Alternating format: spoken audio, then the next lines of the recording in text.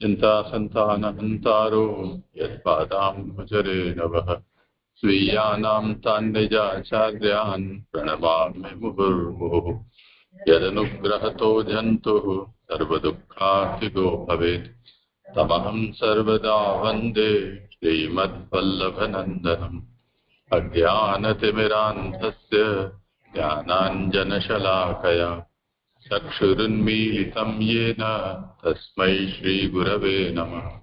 नमामि हृदये शेषे नीलाक्षीराब्धिशायिनं लक्ष्मीसहस्रलीलाभिः सेव्यमानं कलानिधिं चतुर्भिश्च चतुर्भिश्च चतुर्भिश्च त्रिभिस्तथा षड्भिर्विराजते योऽसौ पञ्चधारते।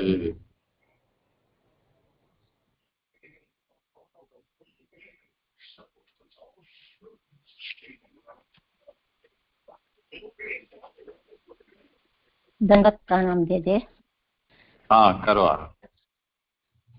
हाँ હવે શાસ્ત્રનો અર્થ આનંદરૂપ હરિની આનંદરૂપ લીલા, સ્કંદનો અર્થ બીજો સ્કંદ સાધન લીલા, પ્રકરણાર્થ ત્રીજું પ્રકરણ. પેલું પ્રકરણ છે એમાં તત્વ ધ્યાન વસ્તુ નિર્ધાર એના પેલો અને બીજો અધ્યાય. બીજું પ્રકરણ છે એમાં ઋત પ્રસાદ શ્રદ્ધા ત્રીજો અને ચોથો અધ્યાય, અને વિમર્શ ત્રીજો પ્રકરણ.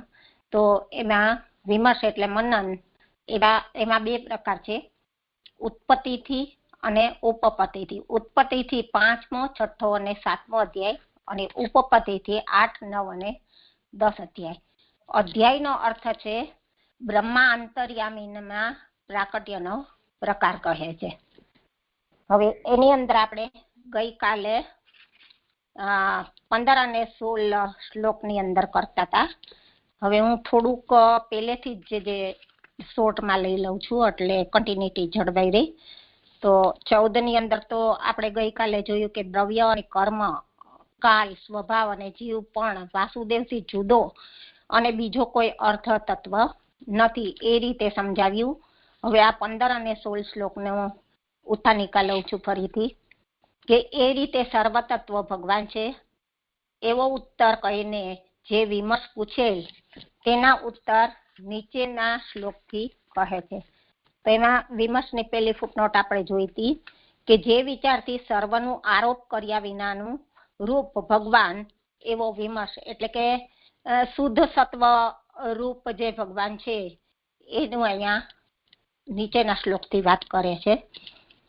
હવે શ્લોક છે નારાયણ પરાવેદા દેવા નારાયણ અંગજા નારાયણ પરાલોકા નારાયણ પરામખા નારાયણ પરાયોગા નારાયણ પરંતપ નારાયણ પરમ જ્ઞાનમ નારાયણ પરાગતિ. અર્થ છે વેદોનું પ્રયોજન નારાયણ છે, દેવો નારાયણના અંગમાંથી ઉત્પન્ન થયેલા છે, લોકો એટલે કે 14 લોક નારાયણમાં સમાયેલા છે, યજ્ઞોનું પ્રયોજન નારાયણ છે, યોગો નારાયણમાં પરિણમે છે, તપ નારાયણમાં સમાઈ જાય છે, જ્ઞાનનું પ્રયોજન નારાયણ છે, ગતિ નારાયણમાં પરિણમે છે. હવે સુબોધિનીજી, આમ તો પ્રથમ ફકરો છે એ આખો આપણે થઈ ગયો તો હું શોર્ટમાં જ લઉં છે ને.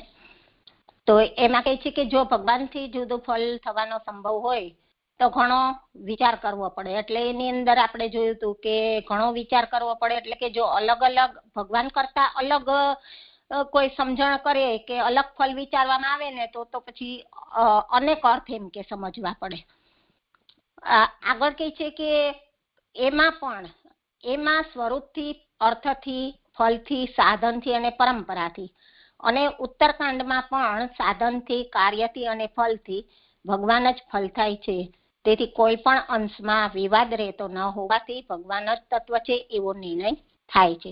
એમાંથી પૂર્વકાંડમાં સ્વરૂપથી, અર્થથી, ફળથી અને સાધનથી અને પરંપરાથી, તો એમાં પણ ભગવાનનું જ નિરૂપણ છે, એટલે કે ભગવાન જ ફલરૂપ છે. અને ઉત્તરકાંડમાં પણ એ જ રીતે બતાવે છે કે ઉત્તરકાંડની અંદર પણ સાધનથી, કાર્યથી અને ફલથી. ભગવાન જ ફલ છે, જે આપણે સર્વનિર્ણયની અંદર બધું બતાવેલું છે.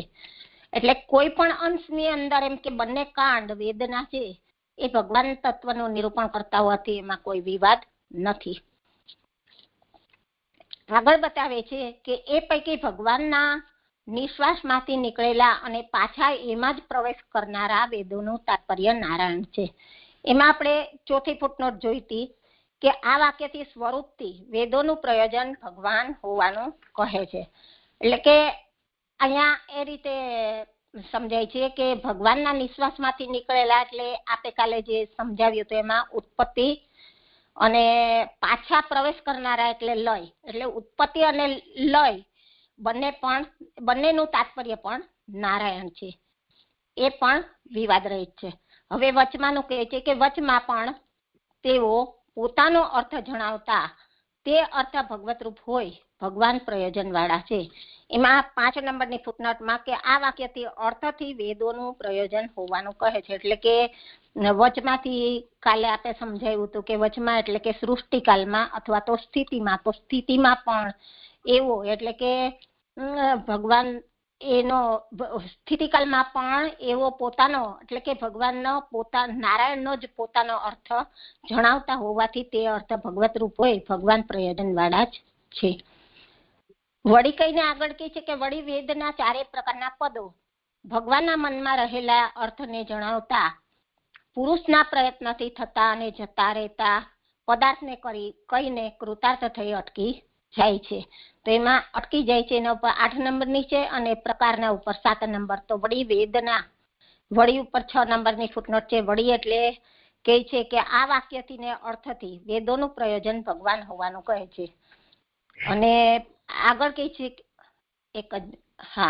અને આગળ પ્રકારના કે છે વળી વેદના 4 પ્રકાર. તો 4 પ્રકારની અંદર બતાવે છે કે નામ, ક્રિયા, શબ્દના અવ્યયાત્મક રૂપો અને ઉપસર્ગ. આ 4 પદો ભગવાનના મનમાં રહેલા અર્થને જણાવતા પુરુષના પ્રયત્નથી થતા અને જતા રહેતા પદાર્થને કરીને કૃતાર્થ થઈ અટકી જાય છે. તો એમાં 8 નંબરની ફૂટનોટ છે કે આવા પદાર્થ દ્રવ્ય, ગુણ અને ક્રિયા છે. તો ત્યાં આપે જે સમજાવ્યું હતું એ પ્રમાણે કે વેદનો જે અર્થ છે એના જે પદોનો અર્થ છે એ ભગવાનના મનમાં રહેલા છે. અને જ્યારે એ અર્થો છે એ પુરુષ પોતે પ્રયત્નથી ને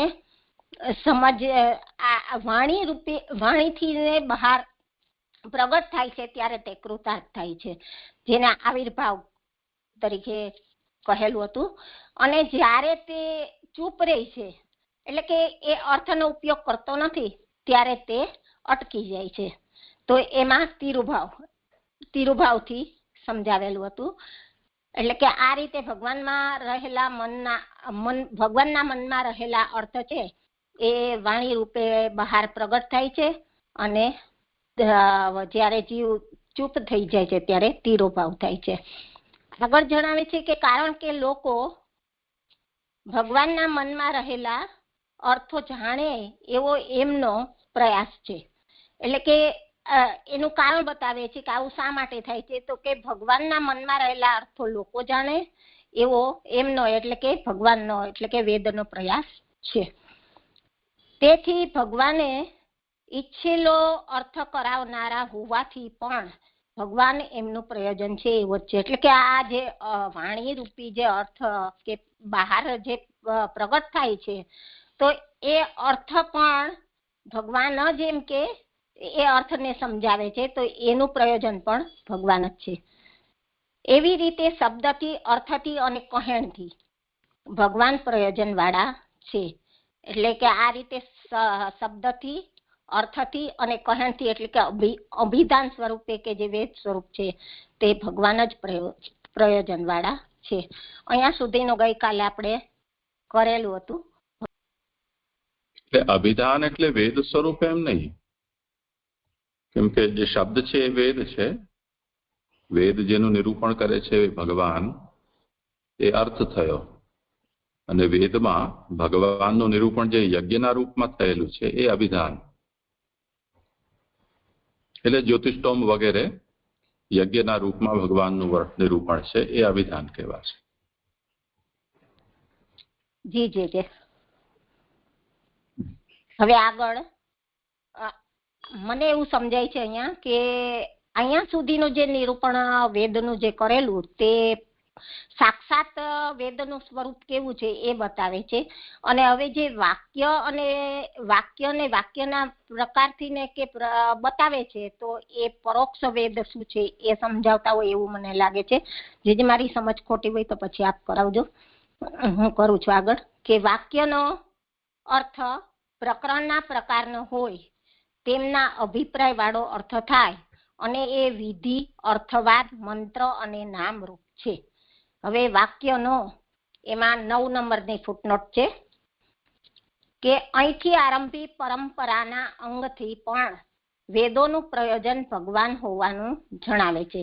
એટલે કે પરંપરાના અંગથી એટલે કે વાક્ય સ્વરૂપે જે આ વિધિ, અર્થવાદ, મંત્ર અને નામરૂપ એ રીતે જે અર્થ બતાવે છે એ પણ ભગવાન એ વેદોનું પ્રયોજન પણ ભગવાન હોવાનું જણાવે છે. હવે એમાં પેલા વિધિનું સમજાવશે.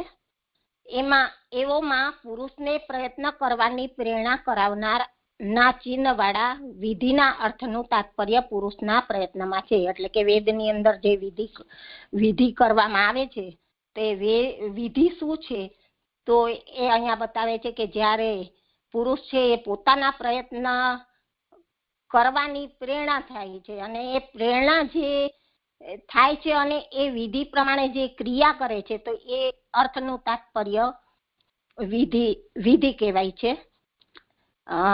અર્થનું તાત્પર્ય પુરુષના પ્રયત્નમાં છે. અથવા કરીને એનો જ બીજો અર્થ સમજાવે છે કે પુરુષના પ્રયત્નથી પ્રકટ થતા ભાવમાં છે. તો એમાં 10 નંબરની ફૂટનોટ છે ભાવ એટલે ધાતુના અર્થરૂપ ક્રિયા. આજે જે મને વાક્ય નથી સમજાતું અને ધાતુથી શું કહેવા માંગે છે એ પણ મને ખ્યાલ નથી આવતો. પછી આપ કરાવજો. પછી આગળ કહે છે કે અર્થવાદો તો કરવાના. હવે અર્થવાદનું સમજાવે છે. પેલા વિધિનું કીધું કે વિધિ એટલે પુરુષનો પ્રયત્ન અને બીજા અર્થની અંદર એવી રીતે કીધું કે પુરુષના પ્રયત્નથી પ્રકટ થતા ભાવ. હવે અર્થવાદ કહે છે કે અર્થવાદ તો કરવાના પદાર્થની સ્તુતિના તાત્પર્ય વાળા છે. એટલે અર્થવાદ કોને કહેવાય કે જે પુરુષ જે પ્રયત્ન કરશે તો એ પદાર્થની સ્તુતિ કરશે અને એ સ્તુતિના તાત્પર્ય જે સમજાય તેને અર્થવાદ કહેવામાં આવે છે.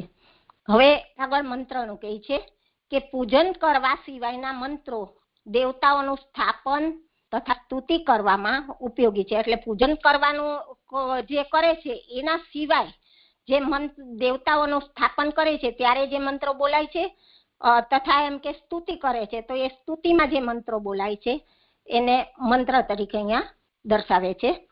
ત્યાર પછી આગળ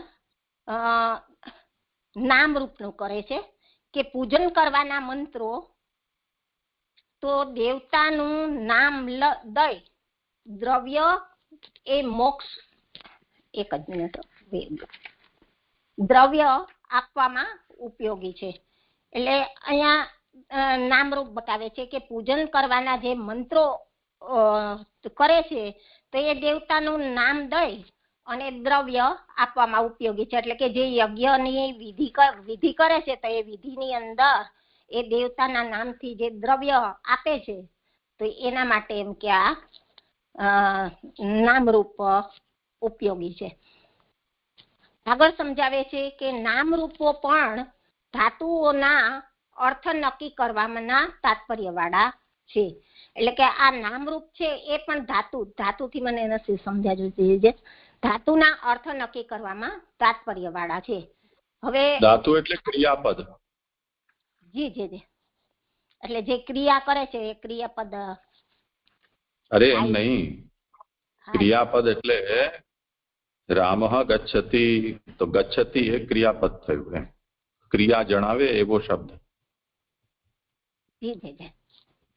વર્બ અંગ્રેજીમાં જેને હા જી જાય છે એટલે કે કોઈ પણ કાર્ય કરે છે તો એના માટે વિધિ બતાવે છે. એટલે નામરૂપો પણ ધાતુઓના અર્થ નક્કી કરવામાં તાત્પર્ય વાળા છે. હવે અહીંયાથી શંકા ઊભી થાય છે કે તેથી હવે શંકા કરે છે કે તેથી જુદા જુદા કાર્ય કરવામાં ખલાસ થઈ જનારાઓ ભગવાનના તાત્પર્યવાળા કેમ થાય એવી શંકા થાય છે. તેથી કહે છે કે એટલે અહીંયા જે 4 રીતે અલગ અલગ બતાવ્યું કે વિધિ અલગથી બતાવી, પછી એનો અર્થવાદ કર્યો, ત્યાર પછી મંત્ર, ત્યાર પછી નામરૂપ. તો આ રીતે એમ કે અલગ અલગ કાર્ય તો અલગ અલગ થાય છે, તો અલગ અલગ કાર્યથી તો તે પૂર્ણ થઈ જાય છે, ત્યાં ખલાસ થઈ જાય છે, એટલે કે પૂર્ણ થઈ જાય. તો પછી એનું એક સ્વરૂપ તમે ભગવાનના તાત્પર્ય વાળું કરો છો તો એ કેમ થાય એવી શંકા થાય. તેથી કહે છે કે શ્રુતિ વચનથી હવે 3 આગળના પોઈન્ટ સમજાવે છે જે શ્લોકમાં છે ને, કે નારાયણ દેવા નારાયણા અંગજા, નારાયણ પરાલોકા, નારાયણ પરા મખા. મખા એટલે યજ્ઞ. તો એ શ્રુતિ વચનથી હવે સમજાવે છે કે દેવો નારાયણના અંગમાંથી ઉત્પન્ન થયેલા છે, લોકો એટલે કે 14 લોક નારાયણમાં સમાયેલા છે, અને યજ્ઞોનું પ્રયોજન નારાયણ છે. જે હા, તમે કંઈક કહો છો? હા, બોલો. એટલે જે આ વિધિ, અર્થવાદ, મંત્ર અને નામ રૂપનું જે મેં કર્યું એ બરાબર કરેલું છે કે? તમને જે સંશય હોય તે પૂછી લો, બીજા કોઈ ના હશે તો એ પૂછશે. હા, એટલે મને અહીંયા મને આ નથી સમજાતું કે પુરુષના પ્રયત્નથી પ્રગટ થતા ભાવમાં છે, તો એ કઈ રીતે સમજવાનું? વિધિની અંદર તો સમજાયું કે અર્થનું તાત્પર્ય પુરુષના પ્રયત્નમાં છે, એ એક વાત કરીએ, અને આ બીજી વાત કરીએ ને કે પુરુષના પ્રયત્નથી પ્રગટ થતા ભાવમાં છે.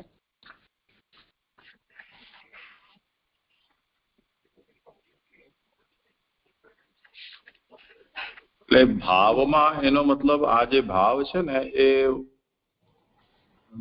જારીજીનો શું ભાવ કે ચમચાનો શું ભાવ એ ભાવથી આને મતલબ નથી. બીજું ખરીદ વેચાણ માટે જે ભાવ છે તે ભાવથી પણ આને મતલબ નથી. ભાવનો મતલબ હોવું. તો જે તદ્ધિત હોય છે તસ્ય ભાવઃ તત્વમ, તેનું હોવું એને તત્વ કહેવાય. મૂળ પદ છે તત. તત એટલે તે. એનો ભાવવાચક આપણને બનાવવું હોય તો તત્વ કહીએ છીએ, જેના પાછળ આપણે પણું ગુજરાતીમાં લગાવીએ ને, હોવું, હોવાપણું એમ. તો એ ભાવવાચક એવું તાત્પર્ય છે અહીંયા.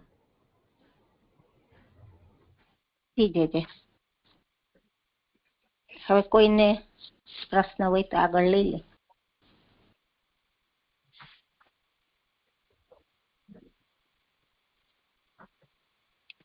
હા જી, અલકાબેન, તમને પૂછવું હોય તો પૂછી લો સમયસર.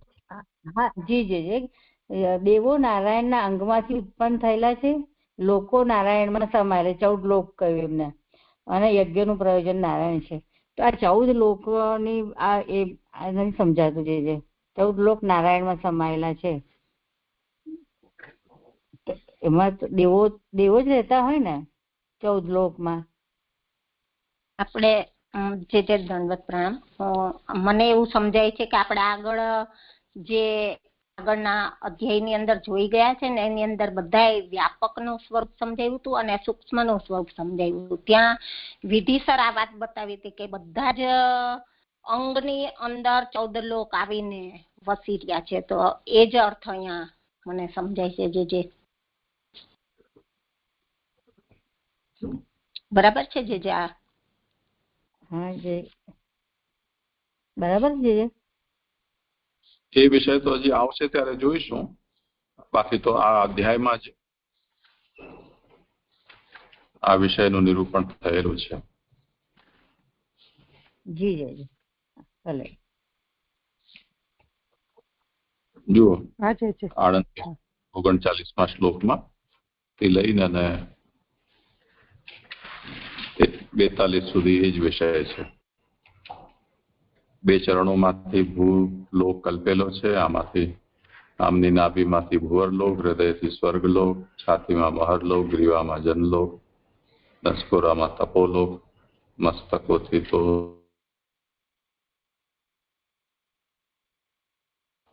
પછી કટીમાં અતલ, સાસડ વિતલ, રીચણ સુતલ, પિંડીઓ તલાતલ, 2 ઘૂંટીઓ મહાતલ, ચરણનો આગલો ભાગ રસાતલ, પાછળો તળિયામાં પાતાલ, એવી રીતે છે.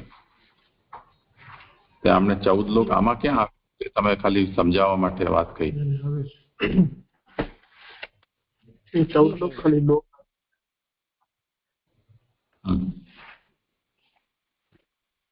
આજે જે મેં તો સમજાવ્યું જે 14 લોકની વાત કરી. હા, ભલે કરો આગળ. હાજી પ્રણામ. એક મિનિટ પરબેન. આ વિધિના અર્થનું તાત્પર્ય પુરુષના પ્રયત્ન માટે, પુરુષ એટલે જીવ, જે પણ યજ્ઞ કરનાર પુરુષ હોય તેનું તે જે રીતે વિધિ કરતો હોય તે રીતે એમાં એનું તાત્પર્ય છે એવું કહેવા માંગે છે. પછી પણ અથવાથી તો જુદો એનો અર્થ થાય. પુરુષના પ્રયત્નથી પ્રગટ થતા ભાવમાં છે. ભાવ એટલે આપણે કીધું કે હોવું, અસ્તિત્વ, એમ હોવાપણું. એટલે એ નથી સમજાતું ને પાછળ છે. પ્રણામ. મને એટલે આ વિધિનો અર્થ તો જે વેદની વિધિ પ્રમાણે બતાવેલી હોય તો એ વિધિ પ્રમાણે જે યજમાન હોય અથવા તો જે કાર્ય કરે તેનો પ્રયત્ન, એ રીતે જે મને તો સમજાય છે. અને આ પુરુષના પ્રયત્નથી પ્રગટ થતા ભાવમાં છે, એટલે ભાવથી તો જે હોવું એ અર્થ કર્યો, પણ વધારે તો મને નથી ખ્યાલ કઈ જે કરાવશે. અહીંયા મૂળ મુદ્દો એ છે કે મૂળ શ્લોકમાં નારાયણ પરા વેદા એમ કહ્યું. વેદો નારાયણ પરાયણ છે. તો વેદ જો નારાયણ પરાયણ હોય તો વેદના જેટલા પણ વચનો છે એને શબ્દાત્મક વેદ છે. તો શબ્દાત્મક વેદને यदि આપણે 4 વિભાગમાં મીમાંસકો જેવી રીતે વિભક્ત કરે છે કે વિધિ, અર્થવાદ, મંત્ર અને નામધેય, આટલામાં વેદ આવી જાય. તો જે વિધિ નિરૂપક વાક્યો છે એ વિધિનું નિરૂપણ કરે છે. વિધિ એટલે આજ્ઞા. સ્વર્ગ કામો યજેત, જેને સ્વર્ગની ઈચ્છા હોય એ યજન કરે. પછી અર્થવાદ એટલે જે વિધિ છે એની સ્તુતિ. વિધેય જે યજ્ઞ છે તો ભાઈ સ્વર્ગ કામો યજેત, જ્યોતિષ્ટોમ, સ્વર્ગની ઈચ્છા જેને હોય એ કરે. તો જ્યોતિષ્ટોમથી શું થશે? એમાં એને પ્રવૃત્તિ થાય એના માટે જ્યોતિષ્ટોમની સ્તુતિના નિરૂપક જે વચનો છે એ બધા અર્થવાદ કહેવાય છે. તો કોઈ જેમ પ્રોડક્ટ તમે લો તો પ્રોડક્ટના પેકિંગ ઉપર એના સેલિયન્ટ ફીચર્સ બતાવવામાં આવે. આટલા આટલા આના ગુણો છે, આવું આવું એનું કામ છે, આવી રીતે ટકાઉ છે, પછી વાપરવામાં કિફાયતી છે, સ્વાસ્થ્ય માટે ફાયદાકારક છે, પછી પ્રકૃતિ એટલે ઇકો ફ્રેન્ડલી છે, સરકાર માન્ય છે. આ બધો અર્થવાદ છે, જેનાથી ગ્રાહક છે એને ખરીદવા માટે કે વાપરવા માટે પ્રેરિત થાય. તો વિધિ, અર્થવાદ. પછી મંત્ર. જે મંત્રો છે એ જ્યારથી યજ્ઞાનુષ્ઠાનનો આરંભ થાય ત્યાંથી અંત સુધી જે ક્રિયા છે ક્રિયાની સાથે સાથે જે બોલવાનું હોય તે બધું મંત્ર કહેવાય. તો એ તો ક્રિયાના અર્થના પ્રતિપાદક વેદનો અંશ છે. અને તે પછી નામધેય. તો નામધેય છે બધા નામો છે, જેમ ઉદ્ભિદાય યજેત, ચિત્રયા યજેત. તો ઉદ્ભિદથી તમે આ યજન કરો, ચિત્રાથી તમે આનું યજત કરો. તો આ બધા નામધેય છે. તો હવે તમે એમ કહો છો કે વેદો નારાયણ પરાયણ છે, તો આમાં તો ક્યાંય નારાયણ દેખાતું નથી. કેમ કે વેદના ઘટક વિધિ, અર્થવાદ, મંત્ર અને નામધેય, આનું ક્યાં પણ આમાં નારાયણ સાથે એનું કોઈ કનેક્શન હોય એવું નથી દેખાતું. તો તમે એમ કેમ કહી રહ્યા છો કે આ બધાનું તાત્પર્ય નારાયણમાં છે? આટલી સુધીની શંકા છે. જે સમજો થયું. જે 146માં પેજ પર લખ્યું કે નામ રૂપોમાં ધાતુઓના અર્થ નક્કી કરવામાં તાત્પર્ય વાળા છે, તેથી જુદા જુદા કાર્ય કરવામાં ખલાસ થઈ જનારાઓ ભગવાનમાં તાત્પર્ય વાળા કેમ થાય? એટલે આજે શંકા કરી તે નથી સમજાતી. એટલે આ નામાખ્યાત ઉપસર્ગ વિધિ અર્થવાદ મંત્ર અને નામધેય આ બધા તો પોતપોતાનામાં જ અર્થમાં સમાપ્ત થઈ ગયા ને, એમાં નારાયણ સુધી ક્યાં પહોંચ્યા? તો એનું તાત્પર્ય ભગવાનમાં છે એવું કેમ સમજમાં આવે? જી જી જી હા હા. ધાતુઓનો અર્થ નક્કી કરવા માટે એક કઈ રીતે જોડાશે કે ભગવાન જ છે એ ધાતુઓથી અહીંયા કઈ વસ્તુ આપણે ક્રિયાપદ કીધું, પણ એટલે કઈ રીતે ધાતુઓનો અર્થ નક્કી કરવા? હા, એ કઈ રીતે જોડાશે? જે તો ચિત્રયા યજેત ઉદ્ભિદા યજેત. હા યજેત, હા હા યજેત એ ક્રિયાપદ છે. એમાં એ નામધેયનો એના અર્થને નિશ્ચિત કરવામાં એનું તાત્પર્ય છે. આજે સુંદર થયું. હા, પ્રણામજી.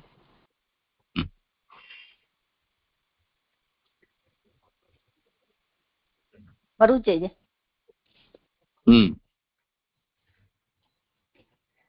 હવે આગળ બીજા પેરેગ્રાફમાં કે શ્રુતિ વચનથી સમજાવે છે કે દેવો નારાયણના અંગમાંથી ઉત્પન્ન થયેલા છે, લોકો નારાયણમાં સમાયેલા છે, યજ્ઞોનું પ્રયોજન નારાયણ છે.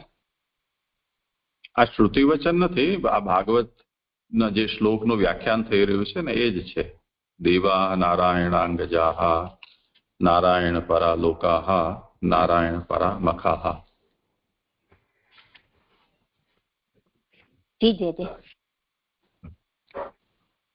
હવે એને સમજાવે છે કારણ કે બધા ચારેય પ્રકારના વેદનો ઉપયોગ યજ્ઞ કરવામાં છે. કારણ કે મહાવાક્યનો અર્થ યજ્ઞ છે, એટલે કે 4 પ્રકારના જે વેદનો ઉપયોગ છે એ યજ્ઞ કરવામાં છે, ને ચારેયનો ભેગો અર્થ કરે તો કે મહાવાક્યનો અર્થ પણ યજ્ઞ છે. એ વાક્યમાં યજ્ઞ સાધન છે, સ્વર્ગ વગેરે એનાથી પ્રાપ્ત કરવાના છે. એમાં યોગ્ય પ્રકારે પુરુષના પ્રયત્નથી થતા યજ્ઞો મધ્યે દેવતાનો પ્રેમ ઉત્પન્ન કરે છે. જો એવું કાર્ય ન થાય તો સાધનની સ્થિતિમાં રહે નહીં. હવે એમાં 11 નંબરની ફૂટનોટ છે કે એમાં એટલે કે સ્વર્ગના સાધનમાં.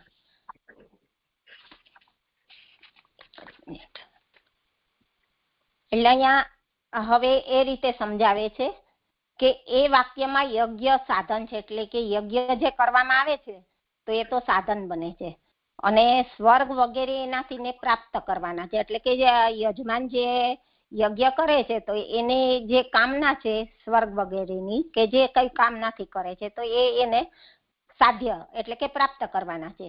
અને એમાંથી આપણે સમજ્યા કે સ્વર્ગના સાધનમાં યોગ્ય પ્રકારે પુરુષના પ્રયત્નથી થતા યજ્ઞો મધ્યે દેવતાનો પ્રેમ ઉત્પન્ન કરે છે. એટલે કે જે સ્વર્ગ મેળવવું હોય તો એને યજ્ઞ માટેના પ્રયત્ન કરવા પડશે વિધિ પ્રમાણે, અને એ વિધિ કરશે ત્યારે એ યજ્ઞ કરતા મધ્યની અંદર એટલે કે વચ્ચે એને દેવતાનો પ્રેમ ઉત્પન્ન કરે છે. એટલે કે આ રીતે એને યજ્ઞ કરવો પડશે કે જેનાથી ને દેવતાનો પ્રેમ ઉત્પન્ન થાય.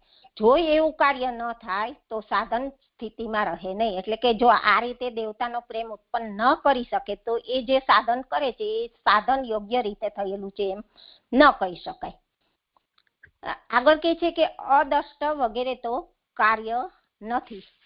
તો અદષ્ટની ફૂટનોટ છે 12 નંબરની કે વગેરેથી અપૂર્વ કહેલ છે. એટલે જો આ રીતે એમ કે યજ્ઞ કરવામાં તે સક્સેસ ન જાય અથવા તો એ સ્થિતિમાં પોતે યોગ્ય રીતે યજ્ઞ ન કરી શકે તો અદષ્ટ એનું જે કઈ હોય તો એ પૂર્વનું કરેલું છે એ તો કોઈ અહીંયા કાર્ય કરતું નથી. કારણ કે યજ્ઞથી એ ઉત્પન્ન થતું નથી. કારણ કે એ યજ્ઞ કરે છે એનાથી એ અદષ્ટ ઉત્પન્ન થતું નથી. એની કલ્પના કરવામાં પ્રમાણ નથી. અને જણાયેલ કાર્ય દેવતાનો પ્રેમ હોય છે એટલે કે આ જે અદષ્ટ છે એ યજ્ઞથી ઉત્પન્ન થતું નથી અને એની કલ્પના કરવાનું અહીંયા કોઈ પ્રમાણિત પણ નથી. અને જણાયેલ કાર્ય દેવતાનો પ્રેમ હોય છે. એટલે કે અત્યારે તો જે કાર્ય કરે છે, જે એને સાધ્ય કરવું છે, તો એના માટે તો એને વચ્ચે સાધન કરે છે ત્યારે એને વચ્ચે દેવતાનો પ્રેમ ઉત્પન્ન કરવો જરૂરી છે. કારણ કે એવો દેવતાના નામથી દ્રવ્ય આપતા સ્વર્ગ પ્રાપ્ત કરાવે છે અને દેવતા બીજાનું એટલે કે યજમાનનું હવિષ નિયમ પ્રમાણે ગ્રહણ કરીને કાંઈક ઉપકાર કરવા ટેવાયેલા હોય છે. કારણ કે લોકમાં એવું જોવામાં આવે છે. તો એમાં એવોની ફૂટનોટ છે. એવો એટલે કે યજ્ઞ કરનારાઓ. યજ્ઞ કરનારાઓ એમ કે દેવતાના નામથી દ્રવ્ય આપતા સ્વર્ગ પ્રાપ્ત કરે છે. એ દેવતાને નામથી જેમ કે દ્રવ્ય હોમે છે, હવિષ હોમે છે, અને એની જે કામના છે એ દેવતાઓ સ્વર્ગ કે જે કાંઈ કામના હોય તે પ્રાપ્ત કરાવે છે. અને દેવતા બીજાનું એટલે કે દેવતા કેવા હોય છે એનું અહીંયા વર્ણન કરે છે. તો કે દેવતા બીજાનું એટલે કે યજમાનનું હવિષ નિયમ પ્રમાણે ગ્રહણ કરે છે અને એ ગ્રહણ કરીને એના ઉપર ઉપકાર કરવા માટે ટેવાયેલા છે. એટલે કે દેવતા પણ આ રીતે હવિષનો ગ્રહણ કરે છે અને ત્યાર પછી જે એની કામના હોય છે એ પૂર્ણ કરે છે. અને કારણ કે લોકમાં પણ એવું જોવામાં આવે છે કે લોકની અંદર પણ જોવામાં આવે છે કે કોઈ કાર્ય કોઈ માટે કરે તો એ પણ એને એ કાર્યનો બદલો વાળે છે.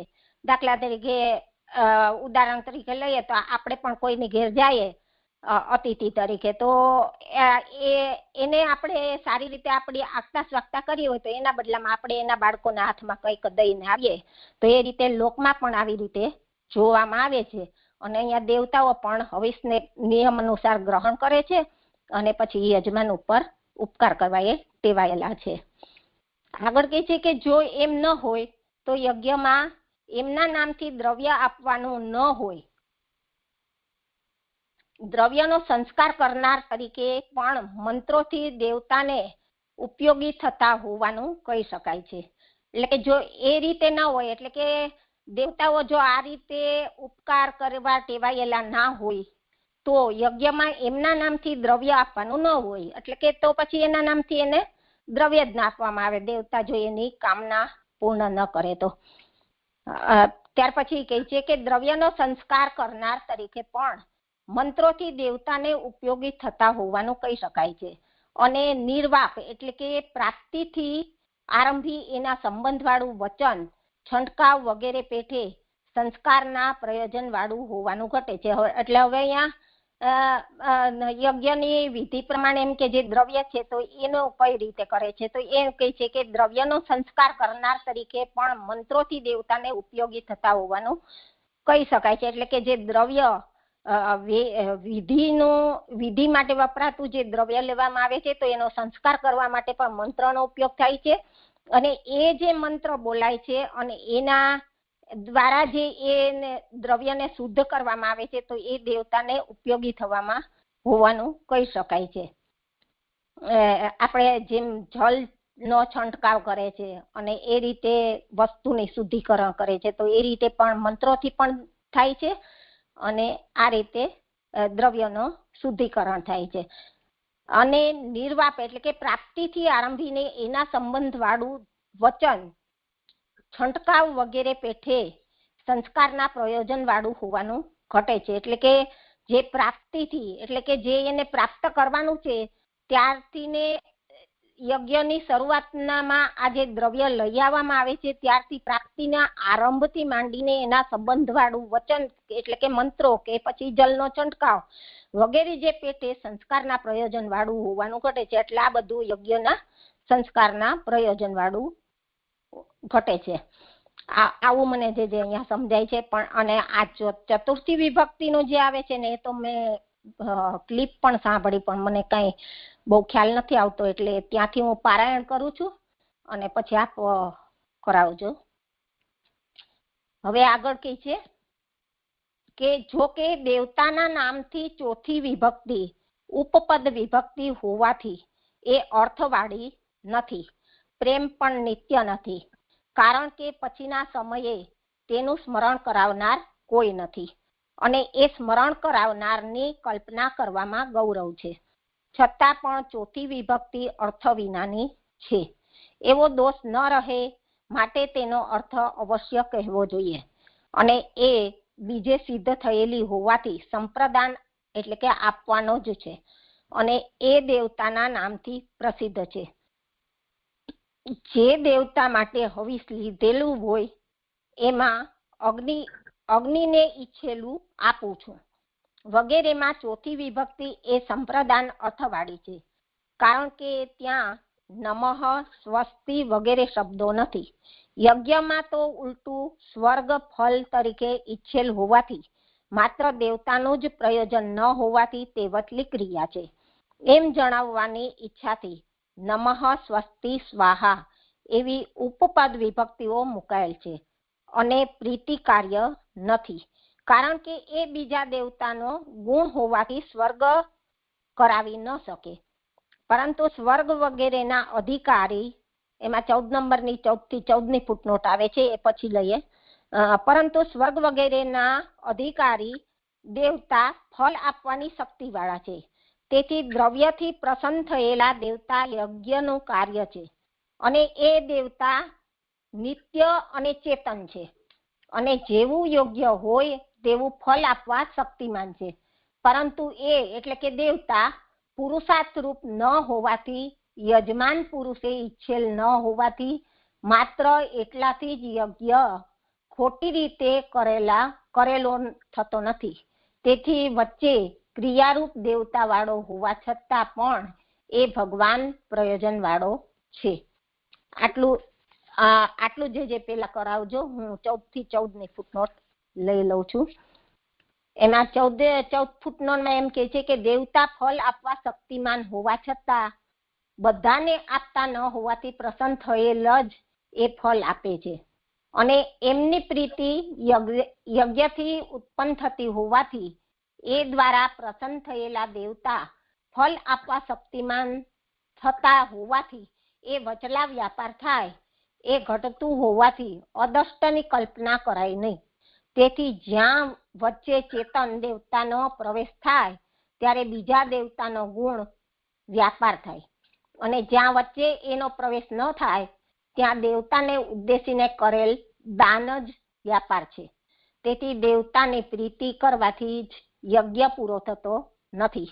યજ્ઞનું અંગ દેવતા, એનું અંગ એની પ્રીતિ, એવી પરંપરાથી પ્રાપ્ત થતા ભગવાન જ યજ્ઞો કરવાનું પ્રયોજન છે, એમ પુરુષોત્તમજી કહે છે. જે આટલું કરાવો પેલા.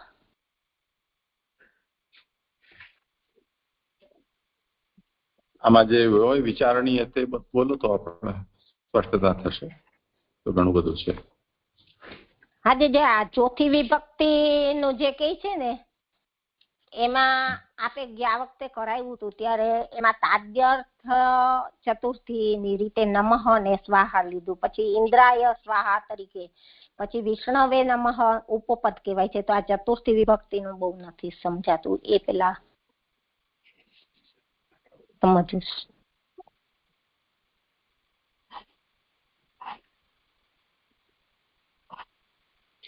પેલા એ વિષય અહીંયા શા માટે આવ્યો છે એ પેલા તમે સ્પષ્ટ કરી દો, પછી આપણે ચતુર્થીને લઈએ. એટલે આ દેવો નારાયણના અંગમાંથી ઉત્પન્ન થયા છે, અને લોક છે એ પણ નારાયણમાં જ સમાયેલા છે, અને યજ્ઞની વિધિ બતાવે છે. તો યજ્ઞનું પ્રયોજન પણ નારાયણ છે, એ રીતે લીધું. ને ત્યાર પછી એમાં દેવતા છે એમાં પ્રીતિ ઉત્પન્ન થવી જોઈએ. જે યજ્ઞ કરે છે યજમાન, તો એની અંદર એમ કે દેવતાનો મધ્યની અંદર એમ કે દેવતાનો પ્રેમ ઉત્પન્ન થવો જરૂરી છે, અને સાધન તરીકે તે યજ્ઞ કરે છે, અને એના બદલે એને સ્વર્ગની પ્રાપ્તિ રૂપે સાધ્ય થાય છે. તો આમાં મુખ્ય વાત છે કે દેવતાને પ્રસન્ન કરવાના, એ વાત કરી. ત્યાર પછી જે એની અંદર દ્રવ્ય વપરાય છે, તો દ્રવ્ય જ્યારથી એ યજ્ઞની અંદર દ્રવ્યનો સંસ્કાર કરવામાં આવે છે, તો એ મંત્રથી કરે છે અથવા તો છંટકાવથી કરે છે. તો એ રીતે એમ કે દ્રવ્યની શુદ્ધિ કરવામાં આવે છે, એ વાત બતાવીને ત્યાર પછી આ ચોથી વિભક્તિનું આવ્યું કે ચોથી વિભક્તિ છે એ ઉપપદ તરીકે વપરાણી. તો આ તો નથી મને કઈ ખ્યાલ આવતો. આટલું તો સમજાણું મને.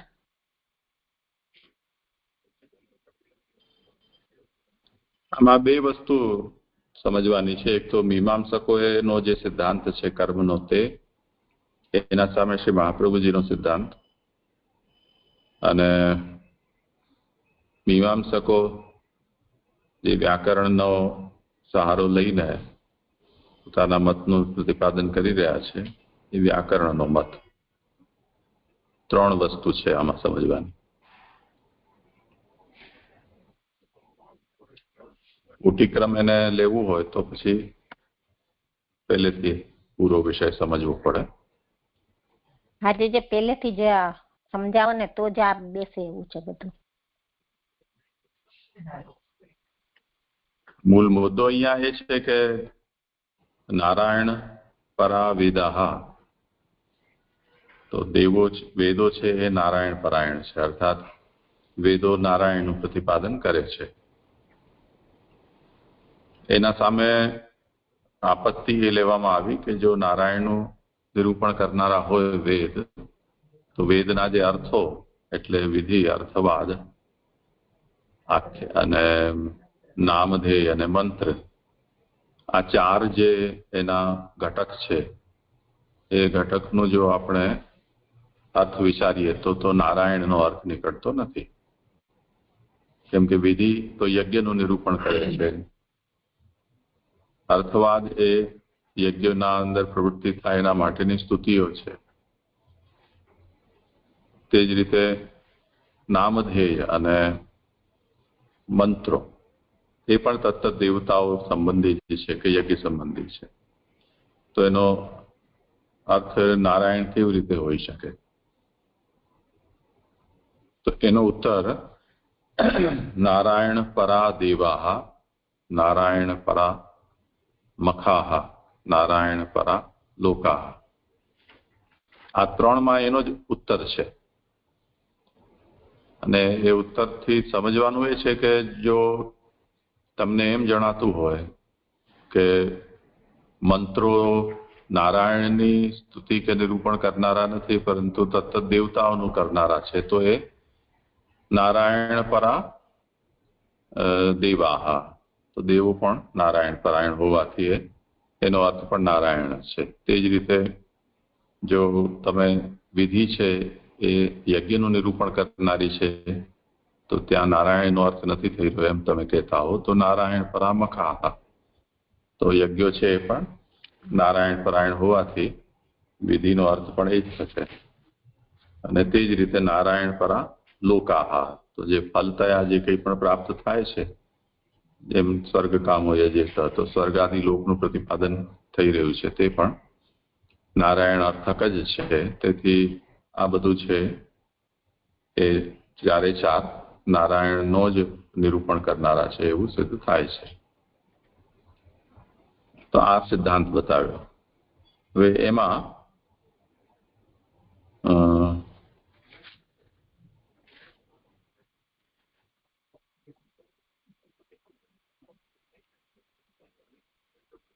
સર્વો હિ વેદ પ્રવર્તમાન ચતુર્વેદોપી યાગે ઉપયુજ્યતે.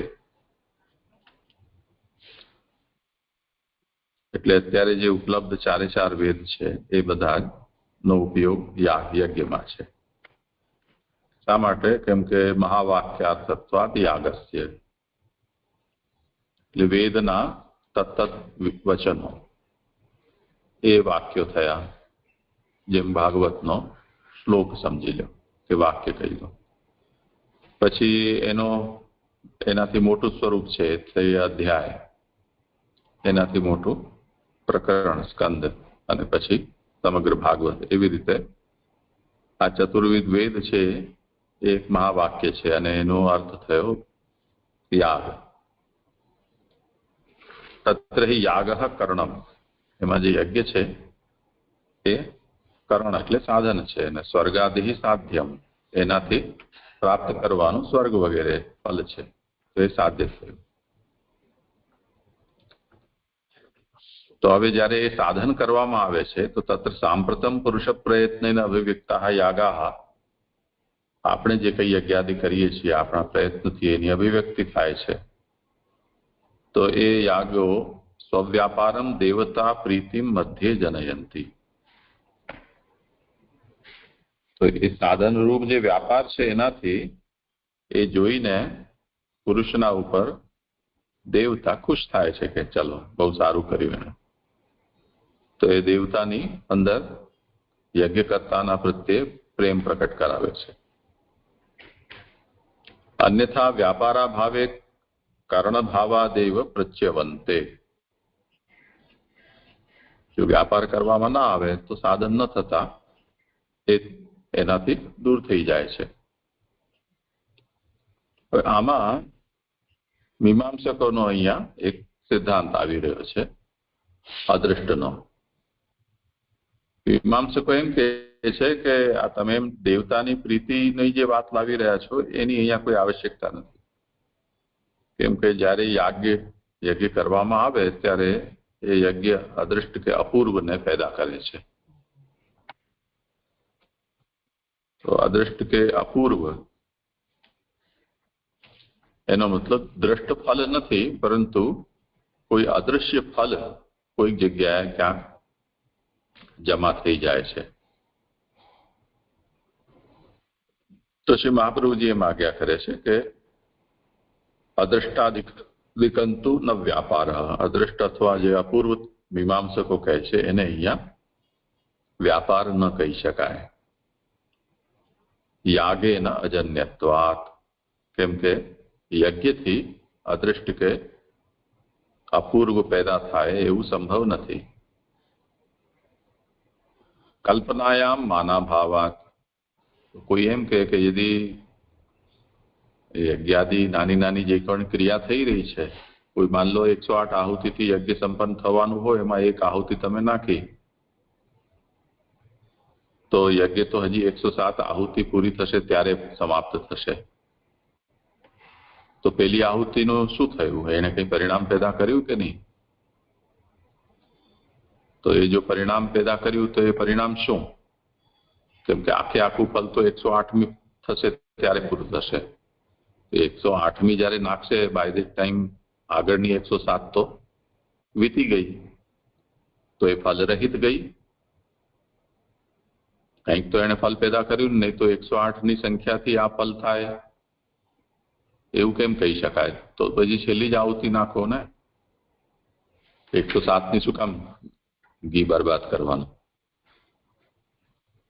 તો મીમાંસકો કહે છે કે આ સમસ્યા તો સમાધાન એ જ છે કે તમારે કોઈ અદૃષ્ટ કે અપૂર્વ માનવું જોઈએ કે તમે એક નાખી તો એણે 108મો ભાગ, એનો એક ભાગ એટલું અપૂર્વ પેદા કર્યું. એમ કરતા કરતા બધી નાખશો ત્યારે એ ભેગું થઈ જશે. એટલે જેમ આપણે બુંદી પાડીએ અને એક એક બુંદીનો દાણો ભેગો થાય ને પછી લાડવો બને એનો, એવી રીતે પછી છેલ્લે બાકી તમને આખો લાડવો ફલના રૂપમાં મળશે. એવું નહીં માનો તો આગળનો જે વ્યાપાર છે એ વ્યાપાર બધા એની ફલ સાથે કોઈ કનેક્શન તમે એસ્ટાબ્લિશ નહીં કરી શકો. તો અહીંયા એ કહી રહ્યા છે કે અદૃષ્ટ કે અપૂર્વની કલ્પના કરવી ફરજિયાત છે આ પ્રક્રિયાને સમજવા માટે. તો મહાપ્રભુજી એમ કહે છે કે એ કલ્પના કરવામાં શાસ્ત્રનું પ્રમાણ શું? એ લાવો. શાસ્ત્ર એમ કહેતું હોય કે આવું કરવાથી, આ વ્યાપારથી આ જાતનો અદૃષ્ટ કે અપૂર્વ પેદા થયું તો અમે માની લઈશું. પણ અહીંયા તો દ્રષ્ટથી જ કામ પતી જઈ રહ્યું છે, તો અદૃષ્ટની કલ્પના કરવાની જરૂર શી છે? કે તમે ઇન્દ્રાય સ્વાહા એમ કરીને તમે આહુતિ આપી, તમે એમ કહો છો કે અપૂર્વ પેદા થયું. અરે પણ એના કરતા જેને તમે આપ્યું એ ખુશ થયો એમ તમે કેમ નથી માની લેતા? સીધી તો વાત છે કે તમે ઇન્દ્રને ઉદ્દેશીને આહુતિ આપી છે, ઇન્દ્ર એ આહુતિ સ્વીકારી અને રાજી થઈ ગયો છે. તો દેવતાની પ્રસન્નતા જ દ્રષ્ટ સાધનથી દ્રષ્ટ ફલ જ્યારે પ્રાપ્ત થઈ રહ્યું છે, તો દ્રષ્ટ વ્યાપારથી અદ્રષ્ટ અપૂર્વની કલ્પના કરવામાં પ્રમાણ શું? જો પ્રમાણ હોત તો અમે પણ માની લે, પ્રમાણ નથી. અને દ્રષ્ટસ્ય વ્યાપારસ્ય વિદ્યમાનત્વાચ્ચ. અને જે દ્રષ્ટ વ્યાપાર છે આહુતિ આદિ આપી રહ્યા છો એ તો વિદ્યમાન છે જ. તો તે હિ દેવતોદ્દેશેન દ્રવ્ય ત્યાગમ કુર્વંતઃ સ્વર્ગમ સાધયંતી. તો આ જે દૃષ્ટ વ્યાપારો છે તે જ દેવતાને ઉદ્દેશીને દ્રવ્યનો ત્યાગ કરતા સ્વર્ગ વગેરેને સિદ્ધ કરી આપે છે. એટલે પ્રસન્ન થયેલા દેવતા એને અભિલષિત ફલ આપી દે છે. તો દેવતા ચ અન્યદીયમ હવિર્વિધાનેન ગૃહીત્વા કિંચિત ઉપકર્તુમ ઉચિતા ભવતી. લોકે તથા ઉપલબ્ધે, લોકમાં એવું જોવા મળે છે કે આપણે કોઈ કંઈ આપીએ તો એ રાજી થઈ જાય. અન્યથા તદુદ્દેશ દ્રવ્ય ત્યાગત્વ યાગસ્ય ન સ્યાત. જો દેવતાને ઉદ્દેશીને આ જે દ્રવ્ય ત્યાગનું વિધાન યજ્ઞના રૂપમાં કરવામાં આવી રહ્યું છે એ જો દેવતાની પ્રસન્નતા પેદા ન કરતું હોત તો આ જાતના યાગનો ઉપદેશ જ ન આપવામાં આવ્યો હોત. એટલે દેવતાની પ્રસન્નતા લાવનારો આ યજ્ઞ છે એવું આપણે માનવું જોઈએ. દ્રવ્ય સંસ્કારકત્વેનાપી દેવતોપયોગસ્ય વક્તુમ અશક્યત્વાत्. કોઈ એમ કહે કે નહીં આ તો જે દ્રવ્ય છે એના સંસ્કાર માટે દેવતાનું અહીંયા વિધાન કરવામાં આવી રહ્યું છે, બીજો એમનો કોઈ ઉપયોગ નથી. તો મીમાંસકોના એ મતને પણ શ્રી મહાપ્રભુજી અસ્વીકાર કરે છે કે દેવતાનું કામ કઈ દ્રવ્યનો સંસ્કાર કરવું નથી, અથવા તો યજ્ઞમાં નાખવું એ દ્રવ્યનો સંસ્કાર નથી, પરંતુ દેવતાને પ્રસન્ન કરવા તે જ છે. તેથી નિર્વાપાદ આરભ્ય તત્સંબંધ વચનસ્ય ચ પ્રોક્ષણાદિવત સંસ્કાર પરત્વમ ઘટતે. તો જે આરંભ થયો યજ્ઞ, જે સંસ્કારની વાત છે, તો સંસ્કારમાં તો જ્યારે નિર્વાપ થયો એટલે માની લો કે બ્રાહ્મણ વરણ કર્યું કે તમે સંકલ્પ કર્યો, ત્યાંથી લઈને અને એનો દેવતા અને દ્રવ્યનો સંબંધ કરાવવામાં આવ્યો. જે જે પદાર્થનો ઉપયોગ યજ્ઞ કાર્યમાં થવાનું છે એનું પ્રોક્ષણ વગેરે કરવામાં આવ્યું. તો એનાથી એનો સંસ્કાર થઈ રહ્યો છે. એના માટે અનનેસેસરી અહીંયા તમે જે કલ્પના કરી રહ્યા છો એની શું આવશ્યકતા છે? તો સંસ્કાર એનાથી પણ થઈ જાય છે. તેથી યદ્યપિ દેવતા પદેશુ વિદ્યમાના ચતુર્થી, હવે એમાં આ વૈયાકરણ છે એ લોકોનો જે સિદ્ધાંત છે એને લઈને અને મીમાંસક હવે કહી રહ્યા છે કે ભાઈ તમે આ કહી રહ્યા છો પણ એવું વ્યાકરણના અનુરોધથી માનવું આવશ્યક છે. એનું કારણ એ છે કે દેવતા સંબંધી જે કોઈ પણ પદ હોય, એટલે ઇન્દ્ર હોય, શિવ હોય, યમ હોય, વરુણ હોય, એમાં વિદ્યમાના ચતુર્થી તાદર્થી ન ભવતી ઉપપદ વિભક્તિત્વાत्. તો કે ત્યાં એમ કહેવામાં આવ્યું છે, એટલે વૈયાકરણનો એ સિદ્ધાંત છે કે ભાઈ ચતુર્થી વિભક્તિનો પ્રયોગ એક સંપ્રદાનના અર્થમાં થાય છે. તાદર્થી ચતુર્થી વાચ્યા. તો જેમ શિવાય નમઃ, તો નમસ્કાર કરવું હોય તો શિવને નમસ્કાર. હવે એમાં સંપ્રદાન એટલે સામે લેનાર વ્યક્તિ. તો અહીંયા લેવા કે આપવાનો તો કોઈ પ્રસંગ દેખાતો નથી. જેમ બ્રાહ્મણાય ગોર દીયતે, આમાં તો બ્રાહ્મણ જે દાન લેનારો છે અને આપનારો વ્યક્તિ પોતે સંકલ્પ કરી રહ્યો છે કે અમુક બ્રાહ્મણને હું આ ગાય આપી રહ્યો છું. તો આપવાની વસ્તુ ગાય થઈ, આપનારો દાતા થયો. તો દાતા દાન અને સંપ્રદાન, તેમાં સંપ્રદાનના અર્થમાં અહીંયા બ્રાહ્મણના માટે ચતુર્થી વિભક્તિનો પ્રયોગ થાય એ તો છે, પણ વ્યાકરણમાં એવું પણ બતાવવામાં આવ્યું છે કે વિભક્તિ બે પ્રકારની હોય છે. એક તો જે કારક વિભક્તિઓ હોય છે સિદ્ધાંત પ્રમાણે, એટલે નોર્મલ કેસમાં જેનો ઉપયોગ થાય છે, અને બીજી વિભક્તિઓ છે એ ઉપપદ. પદ વિભક્તિઓનો પ્રયોગ દરેક વખતે કારકના અર્થમાં નથી થતો, કોઈ વિશેષ પ્રસંગથી થાય છે. એટલે કોઈ ઉપસર્ગ વગેરે આવતા હોય તો તેના, જેમ સહાર્થે તૃતીયા, તો રામેણ સહ લક્ષ્મણ ગચ્છતિ, રામની સાથે, તો તૃતીયા વિભક્તિ છે. તૃતીયાનો અર્થ શું થાય? યા તો કર્તા થાય યા તો કર્ણ થાય. રામેણ સહ, જો રામ જઈ રહ્યો છે તો રામઃ ગચ્છતિ. તે જ રીતે જો કર્મણી પ્રયોગ હોય તો રામ દ્વારા, એવો અર્થ થાય. તો રામ જઈ રહ્યો છે તો રામ દ્વારા. અહીંયા દ્વારાનો પણ અર્થ નથી થતો અને પ્રથમાંત કર્તાનો અર્થ પણ થતો નથી. કર્તૃકર્ણ એવો તૃતીયા. તો સમસ્યા એવી ગઈ, તો અહીંયા તૃતીયા વિભક્તિનો પ્રયોગ શા માટે થયો છે? તો તૃતીયા વિભક્તિ અહીંયા સહના કારણે છે. જે સહપદનો પ્રયોગ આવ્યો છે એ સહ અવ્યય છે, એટલે કોઈ વિભક્તિમાં એનો પ્રયોગ નથી થતો. તો રામેણ સહ, તો જ્યાં સહ હોય એની સાથે તૃતીયા વિભક્તિ થાય છે. તો રામની સાથે લક્ષ્મણ જઈ રહ્યો છે, આવો ઉપપદ થઈ ગયો. એવી જ રીતે ઉપપદ વિભક્તિમાં જો ચતુર્થી વિભક્તિ લેવામાં આવે તો ચતુર્થી સામાન્યતયા, જેમ બ્રાહ્મણાય ગોર દીયતે એમ વચન છે, તો એમાં તો સંપ્રદાનના અર્થમાં થઈ રહ્યું છે. પરંતુ જો નમસ્કાર છે તો જેમ શિવાય નમઃ, એમ ઇન્દ્રાય સ્વાહા, એવી રીતે સ્વસ્તિ, સ્વધા, આ બધા જે અવ્યયો છે તે પદો છે એની સાથે પણ ચતુર્થી વિભક્તિનો પ્રયોગ થાય છે. તો એને લઈને અહીંયા કહી રહ્યા છે કે યદ્યપિ દેવતા પદેશુ વિદ્યમાના ચતુર્થી તાદર્થ્યે ન ભવતી ઉપપદ વિભક્તિત્વાत्.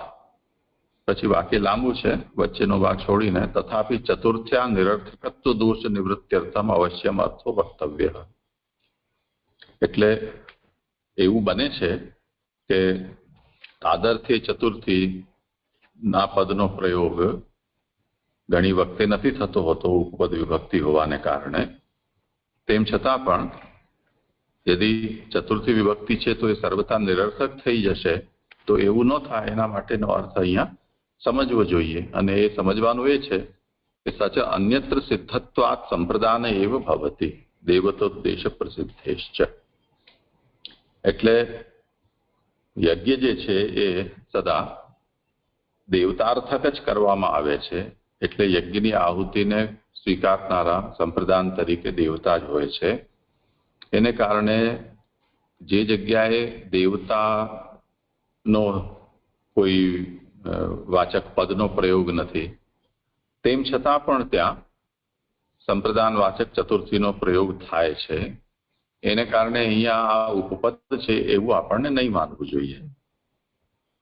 તો યસ્યૈ દેવતાयै હવિર્ગૃહીતમ સ્યાદ ઇત્યત્ર અગ્નયે જુષ્ટમ નિર્વપામી. તો અહીંયા સ્વાહા, સ્વધા કે નમઃ આ પ્રકારના કોઈ પણ પદનો પ્રયોગ નથી. તેમ છતાં પણ અગ્નયે જુષ્ટમ નિર્વપામી, આમાં અગ્નયે એ ચતુર્થી વિભક્તિનો પ્રયોગ થયો છે કે નહીં? તેથી ચતુર્થ્યાહ તાદર્થ્યાર્થત્વમ, એટલે સંપ્રદાન એટલે તાદર્થ્યના અર્થમાં જ અહીંયા ચતુર્થી વિભક્તિ થઈ છે એમાં આપણને માનવું જોઈએ. તેથી આ પણ સંપ્રદાનાર્થક જ છે, ઉપપદ નથી. તો જે ઉપપદ વિભક્તિ માની અને જે કંઈ પણ કરવામાં આવે છે, દેવતા એ કેવલ સંસ્કાર કરનારા છે, કોઈ ગ્રહણ કરનારા કે એમ નથી, એવું જે મીમાંસકોનો આગ્રહ છે એને અહીંયા શ્રી મહાપ્રભુજી ખંડન કર્યું. એ લોકોની સમસ્યા શું છે કે મીમાંસકો દેવતાનું આદિદૈવિક સ્વરૂપ સ્વીકાર નથી કરતા. એટલે મીમાંસકો જે છે એ મંત્ર રૂપ જ દેવતાને માને છે. તો એમની પ્રસન્નતા થાય અને એ પછી ફલ પ્રદાન કરે, એ બધી વસ્તુઓ એમને સ્વીકારી નથી બનતી. એટલે એમણે આ બધો ઉપક્રમ કર્યો છે.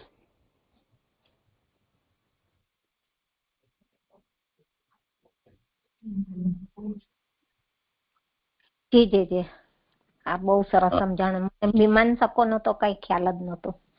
બહુ સરસ કહ્યું. અને પછી આ 14 થી 14 ની ફૂટનોટ છે એની અંદર જે કીધું ને એમાં નિત્ય અને ચેતન છે, અને જેવું યોગ્ય હોય તેવું ફળ આપવા શક્તિમાન છે. તો આ નિત્ય અને ચેતન નો અર્થ નારાયણના અર્થમાં કરેલો છે, એ રીતે સમજવાનું.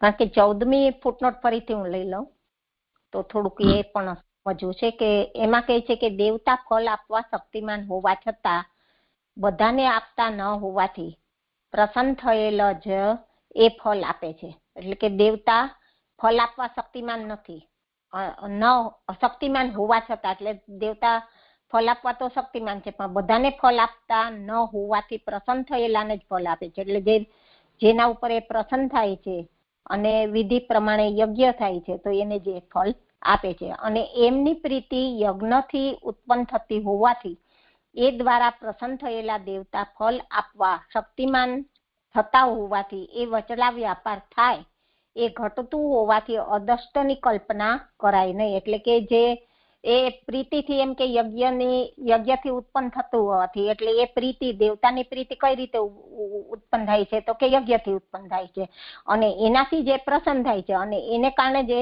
ફળ આપવા માટે શક્તિમાન થતા હોવાથી એ વચલા વ્યાપાર થયો. અને એ ઘટતું હોવાથી ત્યાં અદષ્ટની, એટલે કે અદષ્ટની તો કોઈ કલ્પના જ કરવાની નહીં, જે આપે જે સમજાયું એ ઉપર મને એવું લાગે છે. અને તેથી જ્યાં વચ્ચે ચેતન દેવતાનો પ્રવેશ થાય છે ત્યારે બીજા દેવતાનો ગુણ વ્યાપાર થાય. એટલે આ ચેતન દેવતાથી ને નારાયણનું સ્વરૂપ એટલે કે અગ્નિ સ્વરૂપે યજ્ઞ નારાયણ પ્રગટ થાય, નો પ્રવેશ થાય છે અને એ પ્રસન્ન થાય છે અને એને કારણે બીજા દેવતાનો ગુણ વ્યાપાર થાય છે. આ રીતે સમજવાનું મને નથી ખબર, પણ હું આખી ફૂટનોટ લઈ લઉં છું, પછી આપ કરાવજો. અને જ્યાં વચ્ચે એનો પ્રવેશ ન થાય ત્યાં દેવતાને ઉદ્દેશી કરેલ દાન જ વ્યાપાર થાય છે. એટલે જો આ રીતે એમ કે વચ્ચે દેવતાની પ્રીતિ ન થાય અને એ ન ફળરૂપ થાય તો પછી જે યજ્ઞ કરેલો છે એ દેવતાને ઉદ્દેશીને કરેલો યજ્ઞ છે એ દાન તરીકે જ વ્યાપાર તરીકે થાય છે. તેથી દેવતાની પ્રીતિ કરવાથી જ યજ્ઞ પૂરો થતો નથી. એટલે દેવતાની ફક્ત પ્રીતિ કરવાથી જ ફક્ત યજ્ઞ છે એ પૂરો થતો નથી. અને આગળ કે છે કે યજ્ઞનું અંગ દેવતા, એનું અંગ એની પ્રીતિ, અને એવી પરંપરાથી પ્રાપ્ત થતા ભગવાન જ યજ્ઞો કરવાનું પ્રયોજન છે. એટલે કે દેવતા, યજ્ઞનું અંગ તો દેવતા છે એટલે વચલા વ્યાપાર તરીકે તેનું, અને એનું અંગ પછી એની પ્રીતિ છે. અને એવી પરંપરાથી ને પ્રાપ્ત થયેલું ફળ તો યજ્ઞનું મુખ્ય ફળ તો એમ કે ભગવાન જ પ્રયોજન વાળું છે. આ રીતે જે પુરુષોત્તમજી કહે છે. તો એ 14 થી 14ની ફૂટનોટમાં અહીંયા પણ કીધું ને કે દેવતા નિત્ય અને ચેતન છે, તો આ નથી હજી બહુ સમજાતું.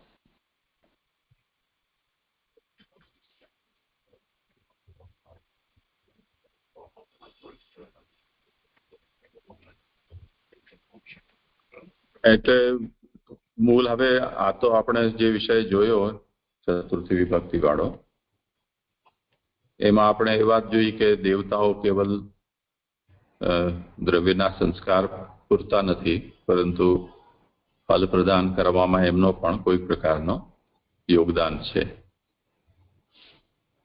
હવે દેવતા નારાયણ પરાયણ છે.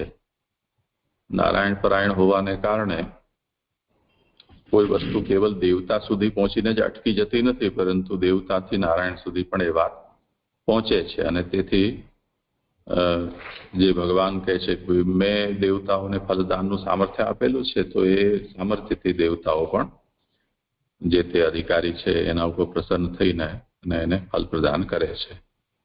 તો સરવાળે બધી વાત છે એ નારાયણ સુધી પહોંચે છે. આ વાત અહીંયા સમજાવવા માંગે છે.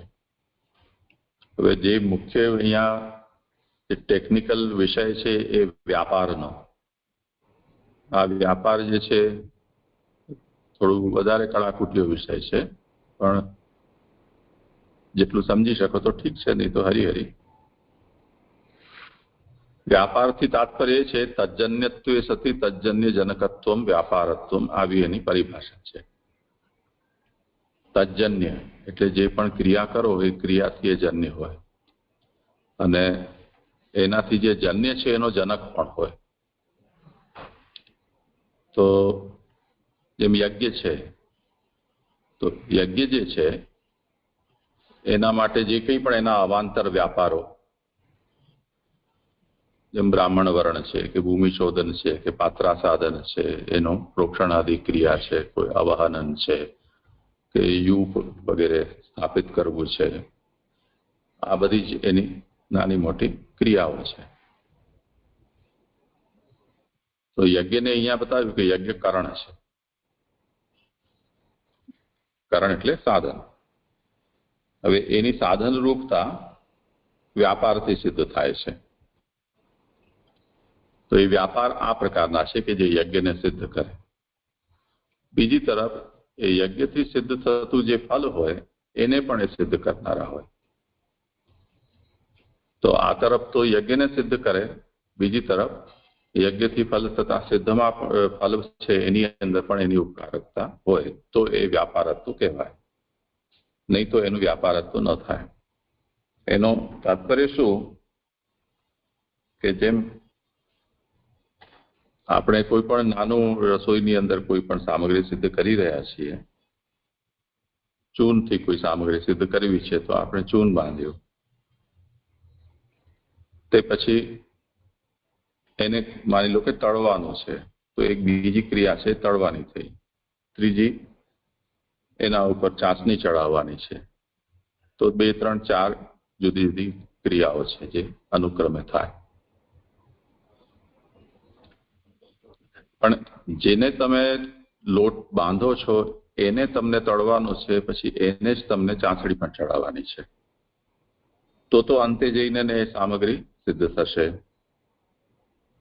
એમાં યદી એકબીજાની સાથે જે કનેક્શન છે એ જો એસ્ટાબ્લિશ ન થાય તો લોટ કંઈક બાંધ્યો, તળ્યું કંઈક બીજું અને ચાસણી કોઈક ત્રીજીને ચડાવી તો કંઈક ચોથું જ બની જાય ને પછી. તો વ્યાપારત્વ જે છે એનાથી યજ્ઞ સિદ્ધ થવો જોઈએ એ વાત બરોબર છે.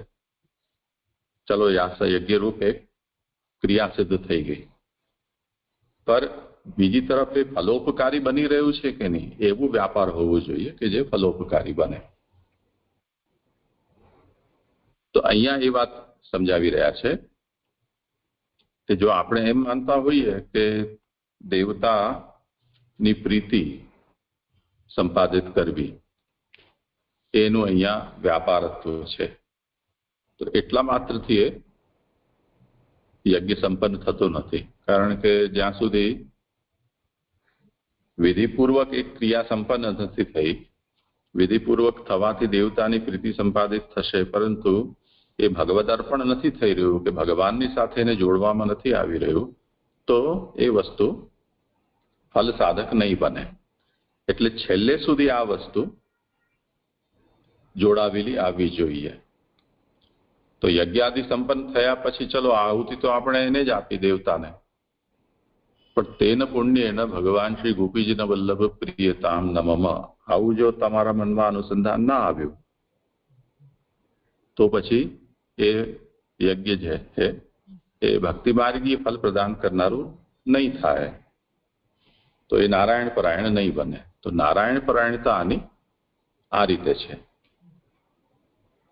તો એ વાતને પુરુષોત્તમજીએ કહ્યું છે છેલ્લે જે 14મી ફૂટનોટમાં કે યજ્ઞનું અંગ દેવતા, એનું અંગ એની પ્રીતિ એટલે દેવતાની પ્રસન્નતા, એવી પરંપરાથી પ્રાપ્ત થતા ભગવાન, એ જ અહીંયા ક્યાં ગયું યજ્ઞો કરવાનું પ્રયોજન છે. તો નારાયણ પરા મખાહ.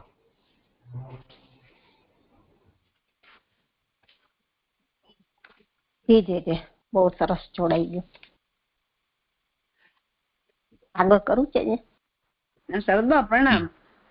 આ જે કઈ દેવતાઓથી નારાયણ પ્રસન્ન થાય છે, દેવતાઓની આહુતિથી. નારાયણની આહુતિ તો હશે ને યજ્ઞમાં, તો ભગવાનની આહુતિ ન હોય કે પછી બેઉની આહુતિ થી પ્રસન્ન થાય છે એવું છે? મને એ સમજાયું નહીં અહીં. હા, એ તો આગળ આવી રહ્યો છે વિષય. ભલે. હા, હા જયરામ સરદાર. આ 14મી ફૂટનોટની છેલ્લી પંક્તિ છે ને કે તેથી વચ્ચે ક્રિયારૂપ દેવતા વાળો હોવા છતાં પણ એ ભગવાન પ્રયોજન વાળો છે, એટલે ભગવત પરાયણ છે. હા, એટલે કારણ મને- કે હમ. નારાયણના બાહુ વગેરે અંગોમાંથી ઉત્પન્ન થયેલા છે. દેવો જે છે નારાયણમાંથી ઉત્પન્ન થયેલા છે. જી અંગની સેવા માટે પ્રવૃત્ત થયેલા દેવોનું તાત્પર્ય અંગ ન હોય, પરંતુ અંગી જ હોય. આ તમારે લઈ લીધું છે કે બાકી છે? નથી હા તો આવ્યું. બાકી છે. પ્રણામ સર. કરું છું જે આગળ. હવે આગળ જોયું કે તેથી વચ્ચે ક્રિયારૂપ દેવતા વાળો હોવા છતાં પણ એ ભગવાન પ્રયોજન વાળો છે. કારણ કે દેવો નારાયણના બાહુ વગેરે અંગોમાંથી ઉત્પન્ન થયેલા છે. અંગની સેવા માટે પ્રવૃત્ત થયેલા દેવોનું તાત્પર્ય અંગ ના હોય, પરંતુ અંગી જ હોય. એટલે હમણાં જે કહ્યું એ રીતે કે દેવો નારાયણના બાહુ વગેરે અંગોમાંથી ઉત્પન્ન થયેલા છે અને અંગની સેવા માટે પ્રવૃત્ત થયેલા હોય. તો દેવો નું તાત્પર્ય અંગ ના હોય, પરંતુ અંગી જ હોય, એટલે કે મુખ્ય નારાયણ જ પ્રયોજન હોય. જો કે અંગો જ કહેવા યોગ્ય છે. અંગો એટલે કે દેવતાઓને અંગો જ કહેવા યોગ્ય છે. છતાં પણ એ દેવો ભગવાનના દેહના જ અંગો હોવાથી ત્યાં રહેલા અંગમાંથી જ ઉત્પન્ન થયેલા છે. એટલે કે અંગો કેવા યોગ્ય જ છે, પણ કઈને કહે છે કે છતાં પણ એમ કે એ દેવો એટલે કે ભગવાનના જે દેહના અંગરૂપ છે, તે અંગો હોવાથી ત્યાં રહેલા અંગમાંથી જ ઉત્પન્ન થયેલા છે. એટલે કે ભગવાનમાંથી જ ઉત્પન્ન થયેલા છે. દેવતાની પ્રીતિ સ્વર્ગ પ્રાપ્ત કરાવનારી હોવાના મત પ્રમાણે પણ જોવાયેલી હોવાથી અને પ્રામાણિક હોવાથી પાછળથી તેના સ્મરણ વગેરેની કલ્પનામાં ગૌરવ નથી. એટલે કે દેવતાની જે પ્રીતિ છે એ તો સ્વર્ગ પ્રાપ્ત કરાવનારી છે. તો આ મત પ્રમાણે પણ જોવાયેલ હોવાથી અને પ્રમાણિક હોવાથી કે વેદ પ્રમાણે જેને જે યજ્ઞ કરેલો છે અને કામના કરેલી છે, તો એ પ્રમાણે પ્રમાણિક પણ હોવાથી પાછળથી તેના સ્મરણ વગેરેની કલ્પનામાં ગૌરવ નથી. એટલે આ રીતે એમ કે જો એ કામના વાળો છે, એ પ્રામાણિક છે, છતાં પણ એનું સ્મરણ કરવું વગેરેની કલ્પના કરવી એ ગૌરવ વાળી વાત નથી. પણ એમ કે નારાયણ પરાયણ યજ્ઞ થાય તે જેમ કે મુખ્ય છે. જે મને અહીંયા આવું સમજાય છે. આમાં કઈ ભૂલ હોય તો કરાવો. ઠીક છે, તમને સમજાય. હા છે. તો આગળ હવે લઉં છું.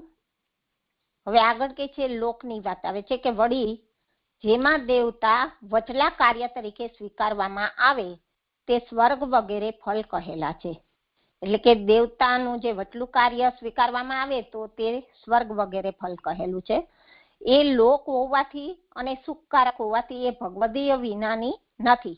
એટલે એ પણ લોક જ છે, સ્વર્ગ લોક છે, અને એ પણ સુખકારક છે. તો એ ભગવદીય વિનાનું નથી. કારણ કે હૃદયથી સ્વર્ગ અને લોક ઉત્પન્ન થયા વગેરે વાક્યથી સ્વર્ગ વગેરે લોકને ભગવાનના અવયવો હોવાનું જણાવેલ છે. એટલે કે જે સ્વર્ગ લોક છે તો એ પણ ભગવાનના હૃદયમાંથી જ આ લોક ઉત્પન્ન થયેલા છે. અને તેથી જેમ કે એ વાક્યને આધારે જેમ કે સ્વર્ગ વગેરે લોકો છે એ ભગવાનના જ અવયવ હોવાનું જણાય છે.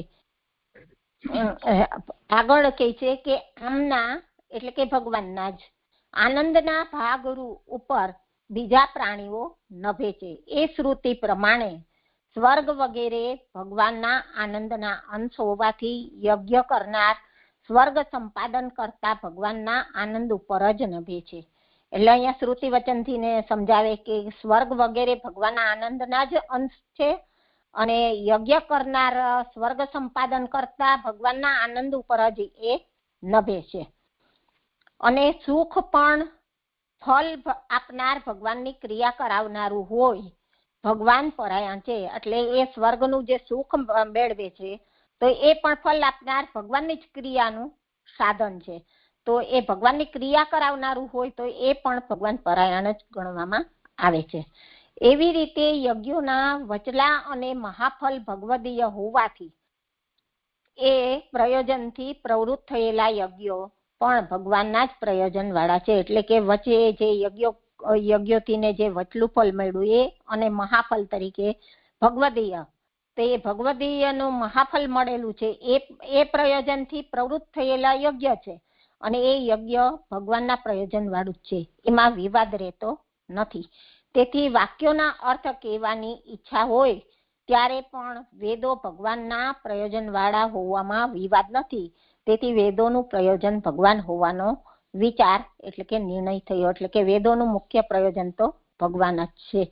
આ રીતે 3 વાક્ય સમજાવ્યા કે દેવો નારાયણના અંગમાંથી ઉત્પન્ન થયા છે, લોકો નારાયણમાં સમાયેલા છે અને યજ્ઞોનું પ્રયોજન પણ નારાયણ છે. આગળ કરું જે હા કરો, કોઈને હશે તો પૂછ. હા, હવે પુરાણનો વિષય આવે છે. અહીં સુધીનો મને એમ છે કે પણ એટલે હું એમ પૂછતી, હવે મને એટલું છે કે જે યજ્ઞ થાય છે તેમાં નારાયણની નહીં પણ આહુતિઓ હશે ને, પ્રભુને સીધું નહીં, દેવો દ્વારા જ માત્ર પ્રાપ્ત થાય છે કે સીધું પણ કઈ છે એટલું મને હજી ન થયું અહીં. બાકી આ સમજાયું અંગરૂપ છે એટલે દેવોને આપો છો તો પ્રભુ પ્રસન્ન થાય છે અને ફળ નારાયણ મળે છે ફળ રૂપે, એવું સમજવાનું સરદાર?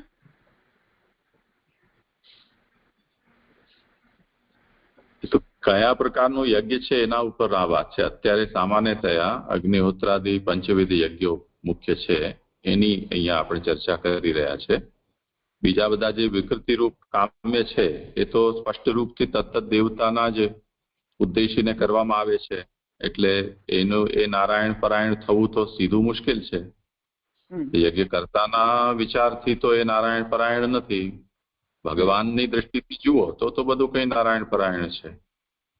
તો કર્તાના અભિપ્રાયથી નારાયણ પરાયણ હોવું એક જુદો દૃષ્ટિકોણ છે, અને જે આ સર્વરૂપ થયું છે એમના દ્રષ્ટિથી નારાયણ પરાયણ હોવું એનાથી જુદું છે. પણ એ નારાયણ પરાયણ યજ્ઞો તો થતા હશે ને જરદવા? વિકૃત નહીં પણ પ્રકૃત યજ્ઞો જે થઈ રહ્યા છે નારાયણ પરાયણ હશે ને? માત્ર દેવો ભલે હોય પણ નારાયણ એવો યજ્ઞ કયો છે? ના એવું છે એમ પૂછું છું કે માત્ર નારાયણ યજ્ઞ નારાયણ પ્રગટ થાય એવો યજ્ઞ કે જેમાં ભગવાન પ્રગટ થાય એવો યજ્ઞ કહું છું. નૈમિતિકમાં તો એવો કોઈ યજ્ઞ આવતો નથી. જી જી, બસ આ જાણવું હતું સર કે એ સ્પષ્ટ યજ્ઞ નારાયણની પ્રાપ્તિ માટે યજ્ઞ એવો યજ્ઞ કોઈ નથી કેમ? એ જ ના, વિહિત પ્રકાર કોઈ નથી. કામ્ય કે મનોરથ કલ્પિત રૂપથી જેને કરવું હોય તો મધુરાષ્ટકનો યજ્ઞ કરે છે. હા, એટલે ખુલાસો જે છે એ જ કરો તો કે એના યજ્ઞ નારાયણ માટે સ્પેશિયલ યજ્ઞ નથી કોઈ, દેવો દ્વારા થઈ રહ્યા છે બધા, એવું ને? જી જી, હા, કેટલા વખત એ હતું મનમાં, પ્રસંગ આવ્યો એટલે થઈ ગયું. સરસ, પ્રણામ. પ્રણામ છે.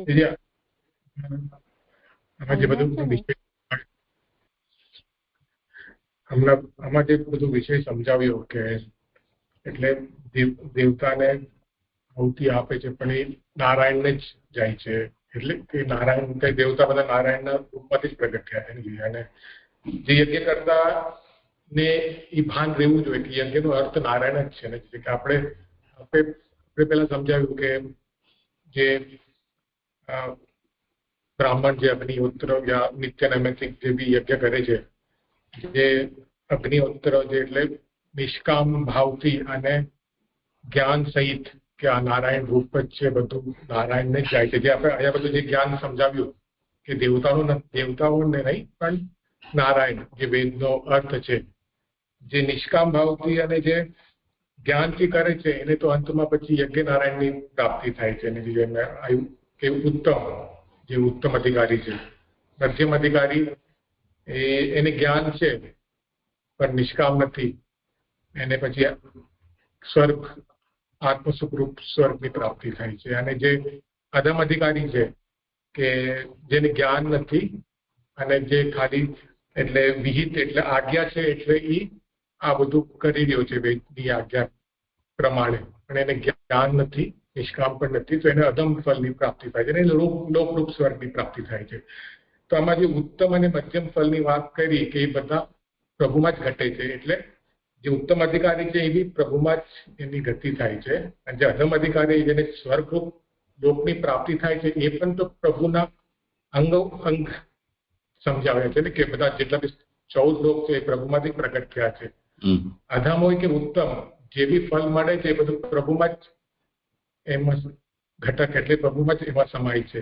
એ તાત્પર્યથી એમાં સમજવું જોઈએ ને, કે આયા પછી ત્યાં જે ઉત્તમ મધ્યમ અધમ ફળ કેવી રીતે થયા એ આ શ્લોકમાં મહાપ્રભુજી સમજાવે છે. કારણ કે બધું છે તો નારાયણ જ છે, જેટલું એટલે જેમાંથી બધું પ્રગટ થયેલું છે, વેદ આદિ સૃષ્ટિ આદિ નારાયણમાંથી જ પ્રગટ થયું છે, અને ખાલી ભાવના ના કારણે યા નિષ્કામ ભાવના યા જ્ઞાનના કારણે ફળમાં ભેદ આવે છે.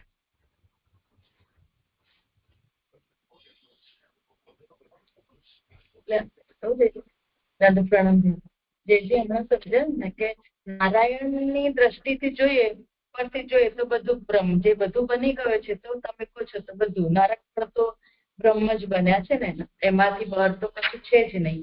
તો ત્યાંથી જોઈએ તો બધું બ્રહ્માત્મક, અથવા તો તમે કે જે કંઈ પણ ફળ મળે છે, જે અધમ મધ્યમ કે ઉત્તમ, જેને કંઈ પણ ફળ મળે છે એ બધું નારાયણ સમાન તમે ગણી શકો છો, કારણ કે બધું બ્રહ્મ છે તો કશું બહાર નથી. પણ જયારે અહીંયા કોઈ તમે જે કહ્યું એ પોતાના ભાવ પ્રમાણે જે જીવ કરી રહ્યો છે તો એને એવું અધમ ફળ અહીંયાથી આપણે જોઈશું.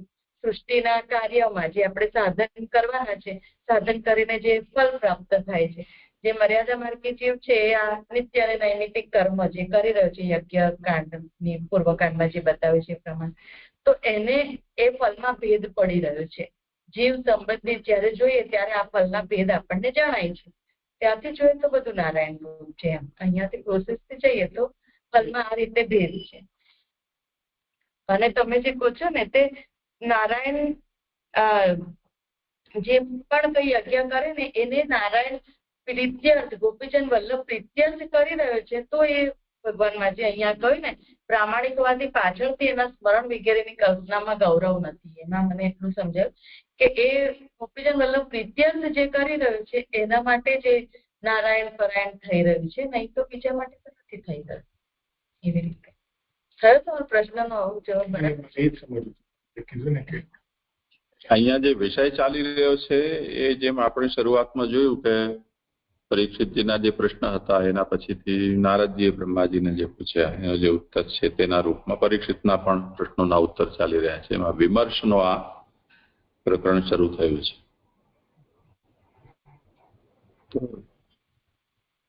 અનારોપિત તત્વનું સ્વરૂપ શું છે તે વાત અહીંયા બતાવવામાં આવી રહી છે.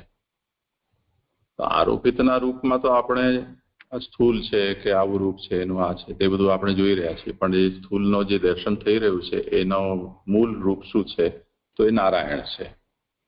એ વાત બતાવવાનું અહીંયા પ્રયોજન છે. તો જે દેવતાઓ છે કે યજ્ઞો છે કે વેદો છે એનું વર્ણપદ કે વાક્ય સ્વરૂપ કે મહાવાક્ય સ્વરૂપ એ જોવા જતા આપણને ત્યાં નારાયણ નથી જોવા મળતા. જે લોકોએ જે રીતે પણ એને સમજવાનો પ્રયત્ન કર્યો મીમાંસકોએ, તો એમને એમ લાગ્યું કે ભાઈ અહીંયા તો વિધિ અર્થવાદ, સ્તુતિ એટલે મંત્ર અને અનામધેય આ રીતે જ આપણને જોવા મળે છે, અને એનો તાત્પર્ય વિચારો તો એનો તાત્પર્ય નારાયણમાં તો દેખાતું નથી. તો એ નારાયણ કેવી રીતે અહીંયા અનારોપિત તત્વ થશે? તો એ આ રીતે થશે. એ વિમર્શની પ્રક્રિયા અહીંયા સર્વત્ર સમજાવી રહ્યા છે. એટલે મેં હમણાં એ જ વાત કહી ને કે કર્તાના અભિપ્રાયથી આપણે જોઈએ તો આપણને જુદું સ્વરૂપ દેખાશે, અને જે આ બન્યું છે એના દૃષ્ટિકોણથી જોઈશું તો નારાયણ પરાયણ છે. તો અત્યારે એ જે બન્યું છે તેના દૃષ્ટિથી આ બધું કહેવામાં આવી રહ્યું છે, સમજાવવાનો પ્રયત્ન થઈ રહ્યો છે. કોઈ વખત આ સરદાર પટેલનું બાવલું બનાવ્યું છે એમાં આપણે જઈએ તો આપણને એની પ્રતીતિ થઈ શકે કે એમાં આપણે જયારે અંદર જઈએ તો ક્યાં એના ચરણ પીઠિકા ઉપર આવ્યા, અંદર જઈએ તો આપણને ખબર ન પડે. તે આર્ટ ગેલેરી દેખાય, ત્યાં બધી હિસ્ટ્રી છે ત્યાં. લિફ્ટમાં ઘૂસીએ તો ક્યાં આપણે એના અંગૂઠા ઉપર કે ત્યાંથી પછી આપણે એના ઘૂંટણ સુધી કે છાતી સુધી પહોંચ્યા. પછી કોઈ કહે તો જ ખબર પડે કે તમે અત્યારે એના છાતીમાં છો, કે હવે તમે એમના નેત્રો સૂર્યચંદ્રમાં જ્યાં છે ત્યાં તમે ગયા છો. તો એ સરદાર પટેલ પરાયણતા એ તો કોઈ આપણને ગાઈડ કે તો જ ખબર પડે. તે સિવાય તો આપણને એના જે અવાંતર રૂપો છે એની અંદર જ આપણે ભટકતા હોઈએ.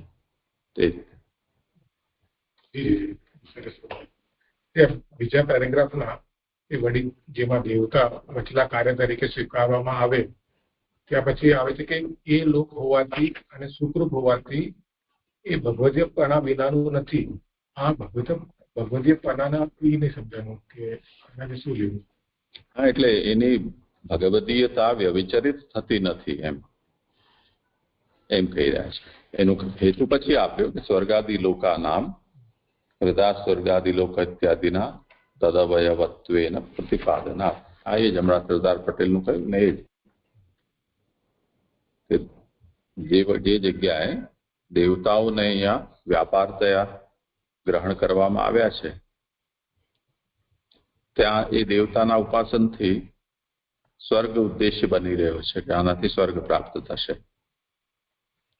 એ જે સ્વર્ગાદિ લોક છે એ લોકત્વે સુખત્વે એવા ભગવદીયત્વમ ન વ્યવિચરતી. એટલે એ લોકની પ્રાપ્તિ થઈ રહી છે, તલ્લોકના ફલની સુખ તરીકે અનુભૂતિ થઈ રહી છે.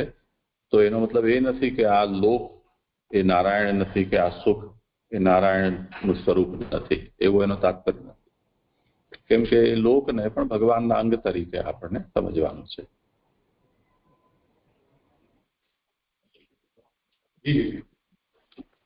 એટલે અહીંયા એના 38 લોકનો સંદર્ભ પણ આપ્યો છે, જે હમણાં કોઈ પ્રશ્ન કર્યો હતો ને કે હૃદયમાં સ્વર્ગ છે. તો એ સ્વર્ગાદિ લોક છે એ પણ નારાયણના અવયવ તરીકે જ એનું પ્રતિપાદન થતું હોવાથી એ ભગવદીયતાનો એમાં કોઈ વિરોધ નથી થઈ રહ્યો. તેમ છતાં પણ ભગવદીયતા એની બનેલી છે.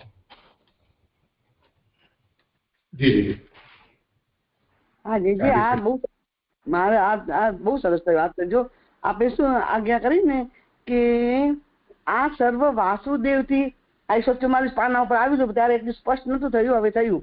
આ સર્વ વાસુદેવથી જુદા નથી. આ સર્વ દેવતાઓ હોવાથી તત્વનું નિરૂપણ કરતા સત્વમૂર્તિ ભગવાન વાસુદેવ કહેલા છે. હવે એટલે આ કોઈ આરોપ નથી, આ સીધું વાસુદેવ સાથે બધું સંબંધિત છે, અનારોપિત. આ બહુ સુંદર થયું. હા, ત્યારે આ નતું આટલું સરસ સમજાયું. 144 પાના ઉપર જે સત્વમૂર્તિ કહ્યા ને, પણ સરસ થયું, બહુ સુંદર. સ્વયં પોતે જ બન્યા છે, કોઈ આરોપ નથી, આરોપ કર્યા વિનાના. બહુ સરસ. પ્રણામ. પ્રણામ છે. અહીંયા આપણે જે મીમાંસાનો સિદ્ધાંત જોયો ને કે અદ્રષ્ટ વગેરે તો કાર્ય નથી, ત્યાં મહાપ્રભુજી એવું કીધું કે દેવતાઓની પ્રસન્નતા જ સ્વર્ગ વગેરે પ્રાપ્ત કરાવે છે.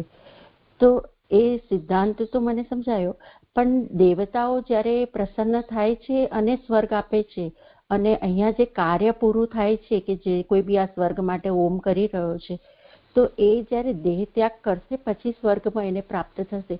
તો એ વચ્ચેનું જે પીરિયડમાં એ જે કર્મનું ફળ એનું જે રહ્યું છે, તો એને આપણે અદ્રષ્ટ નહીં કહીએ, તો એ વચ્ચેનું એ જે કર્મફળ છે એને શું કહેશું? કારણ કે દેવતાની પ્રસન્નતા તો એને ખબર જ નહીં પડે ને જ્યાં સુધી એનો દેહ ત્યાગ નથી કર્યો ત્યાં સુધી. એને ખબર પડે કે ન પડે શું મતલબ છે? એની જરૂર નથી. શાસ્ત્રમાં પ્રક્રિયા બતાવી છે, આટલું કર્યું તો આટલું તમને મળ્યું જ સમજો એમ.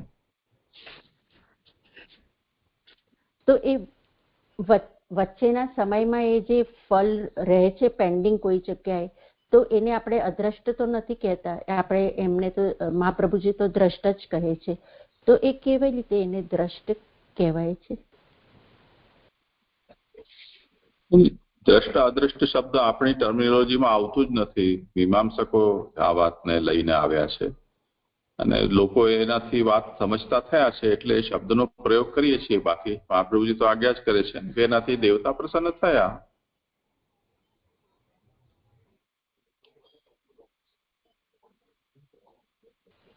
હા જી જય જય. હા પ્રણામ જય જય.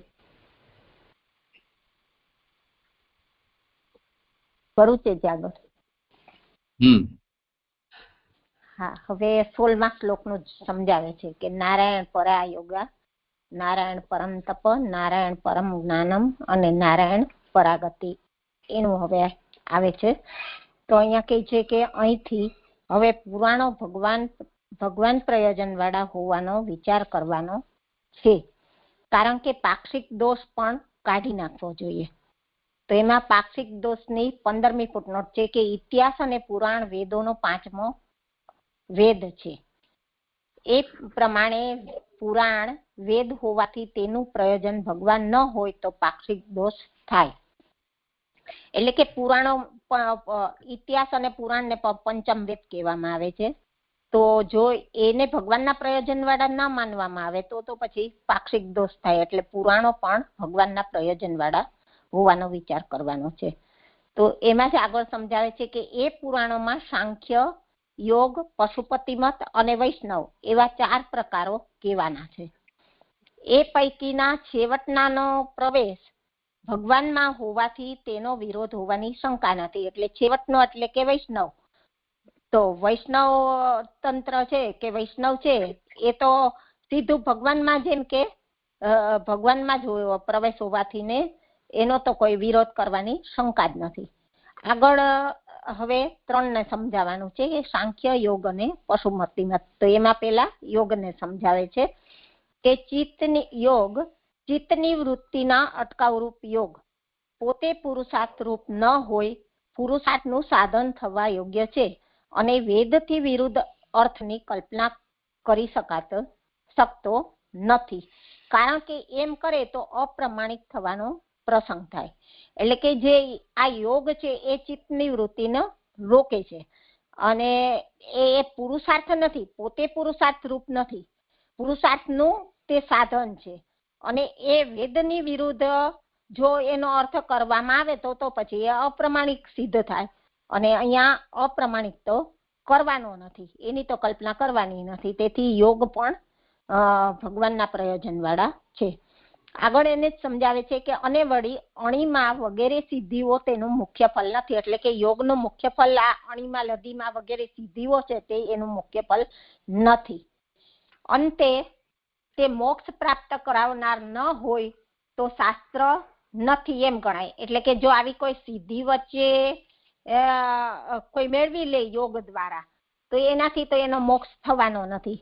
અને આપણે આગળ પણ કુયોગીથી ને સમજાતા કે યોગી અને કુયોગી. તો કુયોગીની અંદર આ જ બતાવ્યું હતું કે જો એ આવી કોઈ સિદ્ધિ પ્રાપ્ત કરી લે તો એને લોકનું ફળ મળે, અને લોકનું ફળ મળે છે તો પછી એને ભગવાન સુધી પહોંચી શકતા નથી. તો અહીંયા એ જ વાતને બતાવે છે કે યોગ દ્વારા એમ કે અણીમાં વગેરે સિદ્ધિઓ એનું મુખ્ય ફલ નથી, અંતે એ મોક્ષ પ્રાપ્ત કરાવનાર ન હોય તો શાસ્ત્ર નથી એમ ગણાય.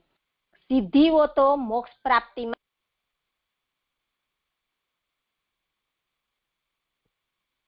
કંઈક થોડી ગેરસમજ થઈ લાગે છે.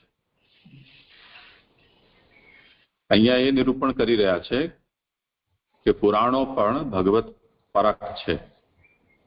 પુરાણોની ભગવત પરકતા સિદ્ધ કરવી હોય તો પુરાણનો જે વિષય વસ્તુ છે એ યોગ, સાંખ્ય, શૈવ અને વૈષ્ણવ, આ 4 એનો વિષય છે. તો એ 4ઓની પણ ભગવત પરકતા સિદ્ધ કરવી પડશે. તો વૈષ્ણવ છે એ તો ચલો ભગવાન જ છે એટલે એનું તો કંઈ સમસ્યા નથી. રહી વાત આ 3ની, તો એમાં જે યોગ છે એ યોગ પણ શાસ્ત્ર છે એમ કહેવાય છે, કેમ કે પુરાણોક્ત છે. તો એમાં જો ચિત્તવૃત્તિનો નિરોધ એટલું જ માત્ર લક્ષ્ય હોય તો એની પુરુષાર્થ રૂપતા જ ન થાય, કેમ કે ફાયદો શું ચિત્તવૃત્તિનો નિરોધ કરવા. તો કેવલ એટલું હોવાથી વેદથી એ અવિરુદ્ધ પણ ન થઈ શકે. અને તે સ્થિતિમાં વેદથી એ વિરુદ્ધ જાય તો એ પ્રામાણિક પણ ન રહી જાય. તે જ રીતે કોઈ એમ કે નહીં ચિત્તવૃત્તિના નિરોધ જે કરશે એને અણિમા આદિ સિદ્ધિઓ પણ પ્રાપ્ત થશે. તો કહી રહ્યા છે કે એ તો એનું મુખ્ય ફલ હોઈ નથી શકતું, કેમ કે જે ફલ મોક્ષમાં પરિણમે તો જ એની શાસ્ત્ર રૂપતા થાય અને તો જ એની પુરુષાર્થ રૂપતા થાય. તો યોગ યદી અણિમા વગેરે સિદ્ધિઓમાં જ પૂરું થઈ જતું હોય તો તે સ્થિતિમાં મોક્ષમાં પર્યવસાન ન થવાથી યોગ શાસ્ત્ર છે એવું પણ કહી નહીં શકાય. એમ વાત એટલે આવું કહીને ને પછી આગળ એ ભગવત પરાયણ છે એ કહેવામાં આવશે.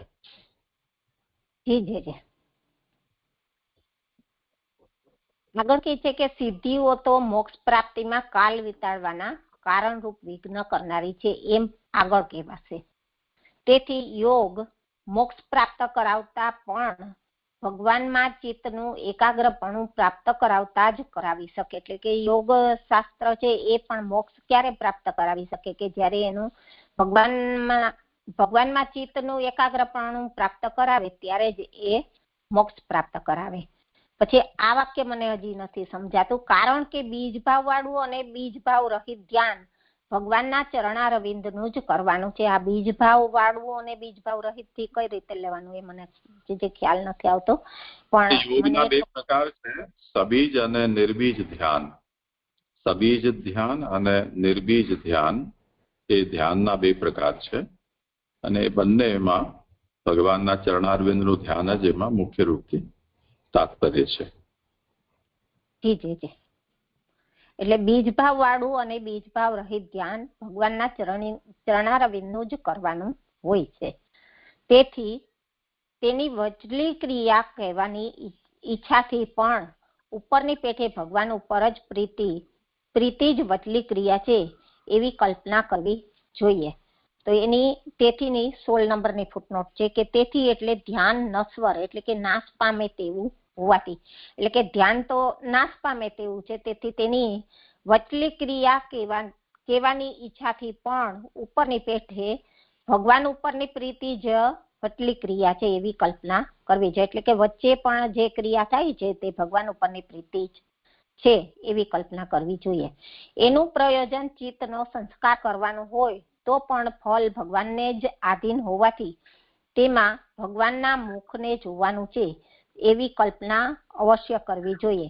એટલે કે અહીંયા ભગવાનની પ્રીતિ જ વચલી ક્રિયા છે એવી કલ્પના કરવી જોઈએ. પછી એમ કે એનું પ્રયોજન એટલે કે મુખ્ય પ્રયોજન તો ચિત્તમાં સંસ્કાર કરવાનો છે, તો પણ એમ કે જો ચિત્તમાં સંસ્કાર યોગ દ્વારા કરે તો પણ એમ કે ફળ તો ભગવાનને આધીન જ હોવાથી ભગવાનના મુખને જ જોવાનું છે, અન્ય કોઈને નહીં. એટલે ભગવાનના મુખને જોવાનું છે એવી કલ્પના અવશ્ય કરવી જોઈએ. યોગો એ બહુવચન હોવાથી બધા પ્રકારના યોગો ભગવાન પ્રયોજન વાળા છે. યોગોનું બહુવચન કરે છે તો જે કઈ યોગની સાધનાથી ને જેટલા યોગ છે એ બધા જ ભગવાનના પ્રયોજન વાળા છે. આ ભગવાનના પ્રયોજન વાળો હોવાનું આગળ વિસ્તારથી કહેશે. સામાન્ય રીતે એ ભગવાનની પ્રાપ્તિનો ઉપાય હોવાથી તેમના પ્રયોજન વાળો હોવાનો વિવાદ રહિત છે. એટલે કે આ યોગ શાસ્ત્ર થી ને એમ કે ભગવાનની પ્રાપ્તિનો ઉપાય છે અને તેથી જેમ કે ભગવાનના પ્રયોજન વાળો હોવાનું વિવાદ રહિત છે. હવે આગળ તપને સમજાવે છે પશુપતિ મત પ્રમાણે. તો તપ તો ભગવાનને ઉપયોગી થાય તપ તો ભગવાનને ઉપયોગી થાય તેવા દેહ અને ઇન્દ્રિય પ્રાપ્ત કરાવનાર તરીકે ભગવાનમાં જ સમાયેલું છે. તેમ ન હોય તો ક્લેશ રૂપ એ અંતે પુરુષાર્થ કરાવનારું ન થાય. એટલે તપ પણ ભગવાનમાં જ સમાયેલું છે અને એમ ન હોય તો તે ક્લેશ રૂપ અને ક્લેશ રૂપ એ અંતે પુરુષાર્થ કરાવનારું ન થાય. એટલે જો તે તપ ક્લેશ વાળું થાય તો તે ભગવાનની અંદર જ સમાયેલું છે તો તે પુરુષાર્થ પ્રાપ્ત ન કરાવે. હવે પશુપતિ શાસ્ત્ર એટલે કે પશુપતિ મતનો તો તપમાં જ સમાવેશ થાય છે. તો એની 17 નંબરની ફૂટનોટ છે કે તેના ચોથા અધ્યાયમાં ભસ્મથી 3 વાર સ્મરણ એટલે કે સ્નાન કરવાનું કહેલું હોવાથી અને શિવ પુરાણમાં પણ એમ કહેલું હોવાથી એ તપ રૂપ જ હોવાથી તેમાં સમાઈ જાય છે. એટલે કે આ પશુપતિ મતમાં તો પશુપતિ મતનો તો તપમાં જ સમાવેશ થાય છે. આગળ કહે છે કે ઉપનિષદનું અને સાંખ્યથી, હવે સાંખ્યને સમજાવે છે. તો કહે છે કે ઉપનિષદનું અને સાંખ્યનું પ્રાપ્ત થતું એમ જ્ઞાન 2 પ્રકારનું છે અને એ જો કે પરસ્પર વિરોધ છે. એટલે ઉપનિષદ અને સાંખ્યના જ્ઞાન 2 પ્રકારનું છે અને એ પરસ્પર વિરોધ છે. કારણ કે ઉપનિષદનું જ્ઞાન સર્વના આત્મા હોવાનું સિદ્ધ કરવાથી સર્વ પદાર્થોના આત્મા તરીકે થાય છે અને આ સાંખ્યનું તો સર્વને કાઢી નાખીને આત્માના વિષયનું થાય છે. છતાં પ્રથમ પ્રવૃત્તિ કરનારને આત્મા અને આત્મા ન હોય એમને સંસ્કારથી જુદા પાડીને આત્માનું જ્ઞાન મુખ્ય હોવાનું કહે છે. એટલે હવે અહીંયા સાંખ્ય શાસ્ત્રની વાત કરે છે. તો એમાં ઉપનિષદ અને સાંખ્યથી જ્ઞાન 2 પ્રકારનું છે અને એ બંને પરસ્પર વિરોધી છે. કઈ રીતે વિરોધી છે એ બતાવે છે કે ઉપનિષદનું જે જ્ઞાન છે એ સર્વના આત્મા તરીકે સિદ્ધ કરાવે છે કે દરેકના આત્મા તરીકે ભગવાન જ છે અને સર્વ પદાર્થોના આત્મા તરીકે પણ ભગવાન જ છે.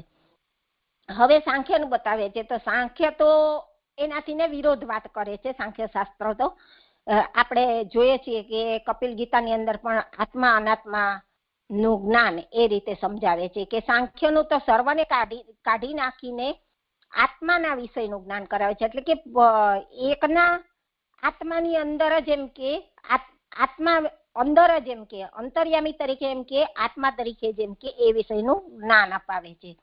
છતાં પ્રવૃત્તિ કરનારને એટલે કે જે પ્રથમ વખત પ્રવૃત્તિ કરે છે તો એને આત્મા અને આત્મા ના હોય, આત્મા અનાત્માનું જ્ઞાન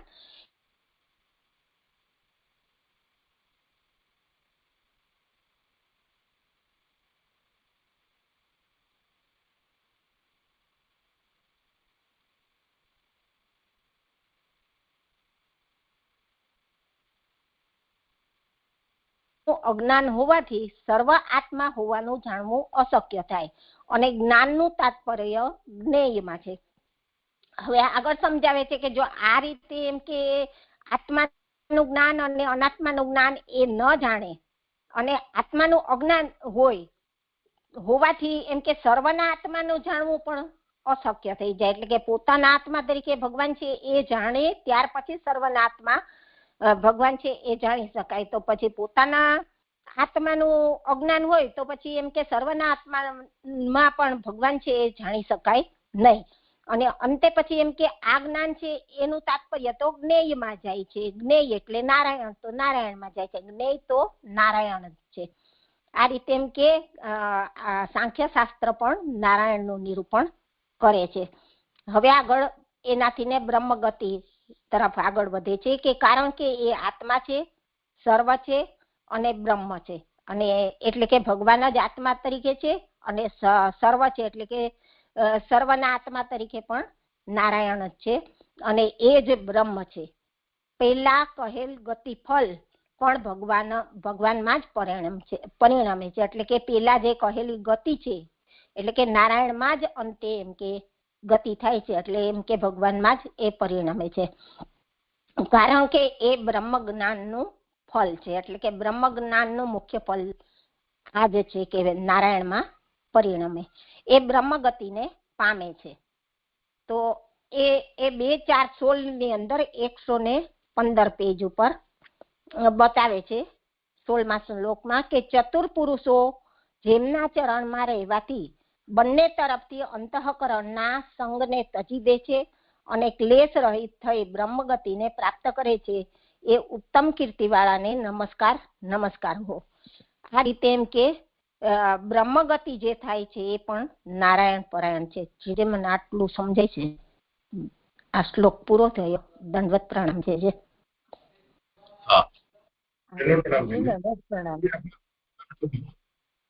પુરાણોમાં સાંખ્ય, યોગ, પશુપતિ મત અને વૈષ્ણવ એમ 4 ગણાવ્યા. યોગ તો સમજાણો કે તપને પછી પશુપતિ મત સાથે જોડીને. સાંખ્ય પુરાણમાં એક તો એ પ્રશ્ન છે. બીજું કે પછી શાક્તનું શું? શાક્ત અને એનો ગણાવ્યા આમાં પુરાણોમાં શાક્ત બી આવે છે. આ 2 પ્રશ્ન હતા.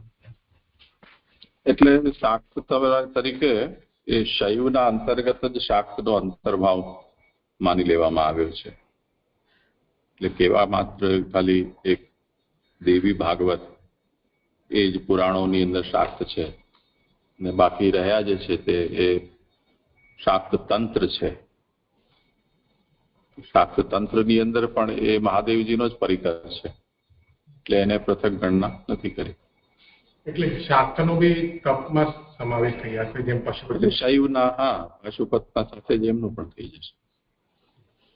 અને જે સાંખ્યને પુરાણમાં ગણાવ્યા એ તો પુરાણમાં સાંખ્યની પ્રક્રિયા વર્ણવી જ છે ને સર્વત્ર. જે સૃષ્ટિ પ્રક્રિયા બતાવી છે ત્યાં બધા જ પુરાણોમાં સાંખ્યથી જ સમજાવી છે. જે દંડવત પ્રણામ. પૂછું છું આમાં લાસ્ટ લાઈન કીધી, સેકન્ડ લાસ્ટ લાઈનમાં પહેલા કહેલી ગતિ, તો એ પહેલા કહેલી ગતિ મને નહીં સમજાયું. જે કે આપણે હમણાં કહી ને 2-4-16 બ્રહ્મગતિ. બ્રહ્મગતિને પ્રાપ્ત કરે છે એટલે બ્રહ્મગતિનો મતલબ બ્રહ્મ સાથે ગતિ અથવા બ્રહ્મમાં ગતિ.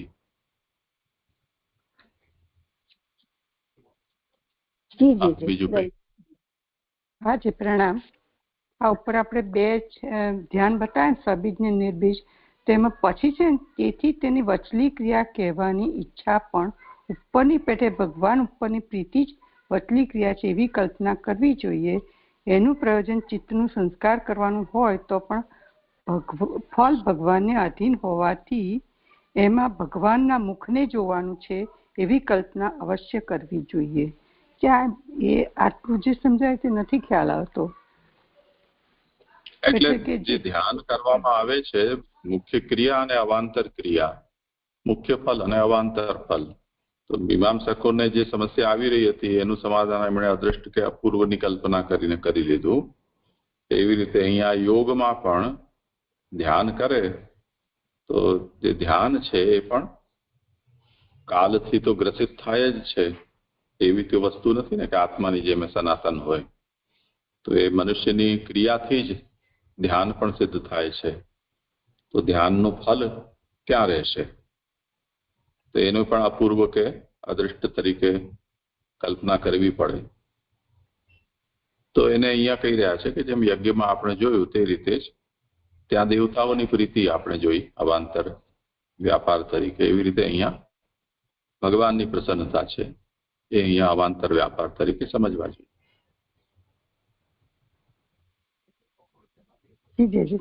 પ્રણામ.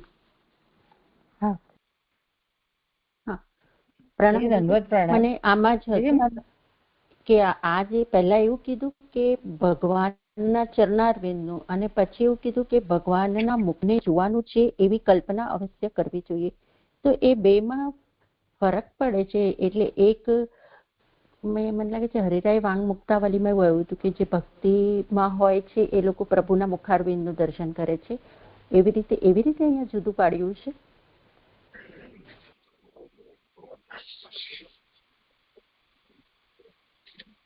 સ્થૂલ સ્વરૂપ અને સૂક્ષ્મ સ્વરૂપના બંને ધ્યાનમાં ચરણારવિંદથી મુખારવિંદ સુધીનું ધ્યાનની પ્રક્રિયા બતાવવામાં આવી છે એ કહી રહ્યા છે.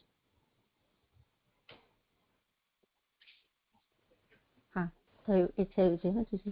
અને એક આ જે 17મી ફૂટનોટ છે ને એમાં એવું કહ્યું છે, એનો અહીંયા જે આપ્યું છે ને સુબોધનીજીમાં કે પશુપતિના મતનો તો તપમાં જ સમાવેશ થાય છે. એમાં 17મી ફૂટનોટ એવી છે કે એના ચોથા એટલે પશુપતિ શાસ્ત્રના ચોથા અધ્યાયમાં ભસ્મથી 3 વાર સ્નાન કરવાનું કહેલ હોવાથી અને શિવપુરાણમાં પણ એમ કહેલ હોવાથી એ તપરૂપ જ હોવાથી એમાં સમાઈ જાય છે. તો એ તપરૂપ જ હોવાથી એમાં સમાઈ જાય છે એટલે એ શું એ સમજવાનું આવે? પશુપતમાં છે પુરાણની અંદર એનો સમાવેશ થઈ જાય છે એમ.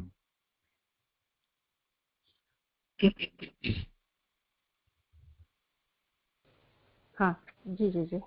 પ્રણામ જીજુ.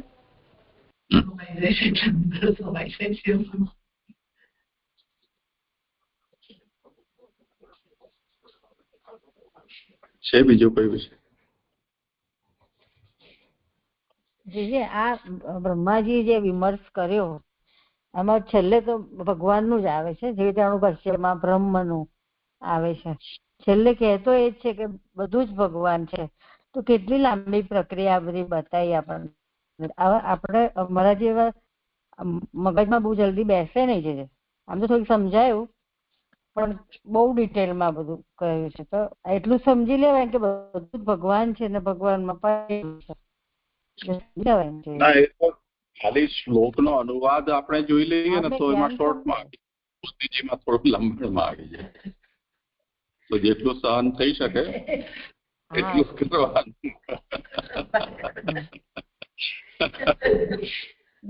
સહન તો સહન કરવાની આનંદ આવે છે જે પણ મહાત્મ્ય બી સમજાય છે આપણા કેટલું ડિટેલમાં સામે કોણ છે, કોણ વાંચશે, એના મનમાં શું આ વિષયને શ્લોક વાંચ્યા પછી પ્રશ્ન ઉભા થશે, એનું બેકગ્રાઉન્ડ કેવું છે, આ બધું તો કઈ ખબર હોય નહીં ને બધાના. તો જે જેટલી પણ સંભાવના હોય એ બધાને મનમાં રાખી અને એનું નિરૂપણ કરવું પડે. પછી મહાપ્રભુજીની મૂંઝવણ એ દરેક લેખકની એ જ સમસ્યા હોય છે. સામે કોઈ હોય તો એના પૂરતું થઈ જાય, સવાલ જવાબ થઈ જાય. અહીંયા જેમ નારદજી ને બ્રહ્માજી વચ્ચે તો આ 32 શ્લોકના અક્ષરના શ્લોકમાં જ બધું પતી ગયું ને. એમને આટલી 3 પાનાના વિવેચનની જરૂર ન પડી.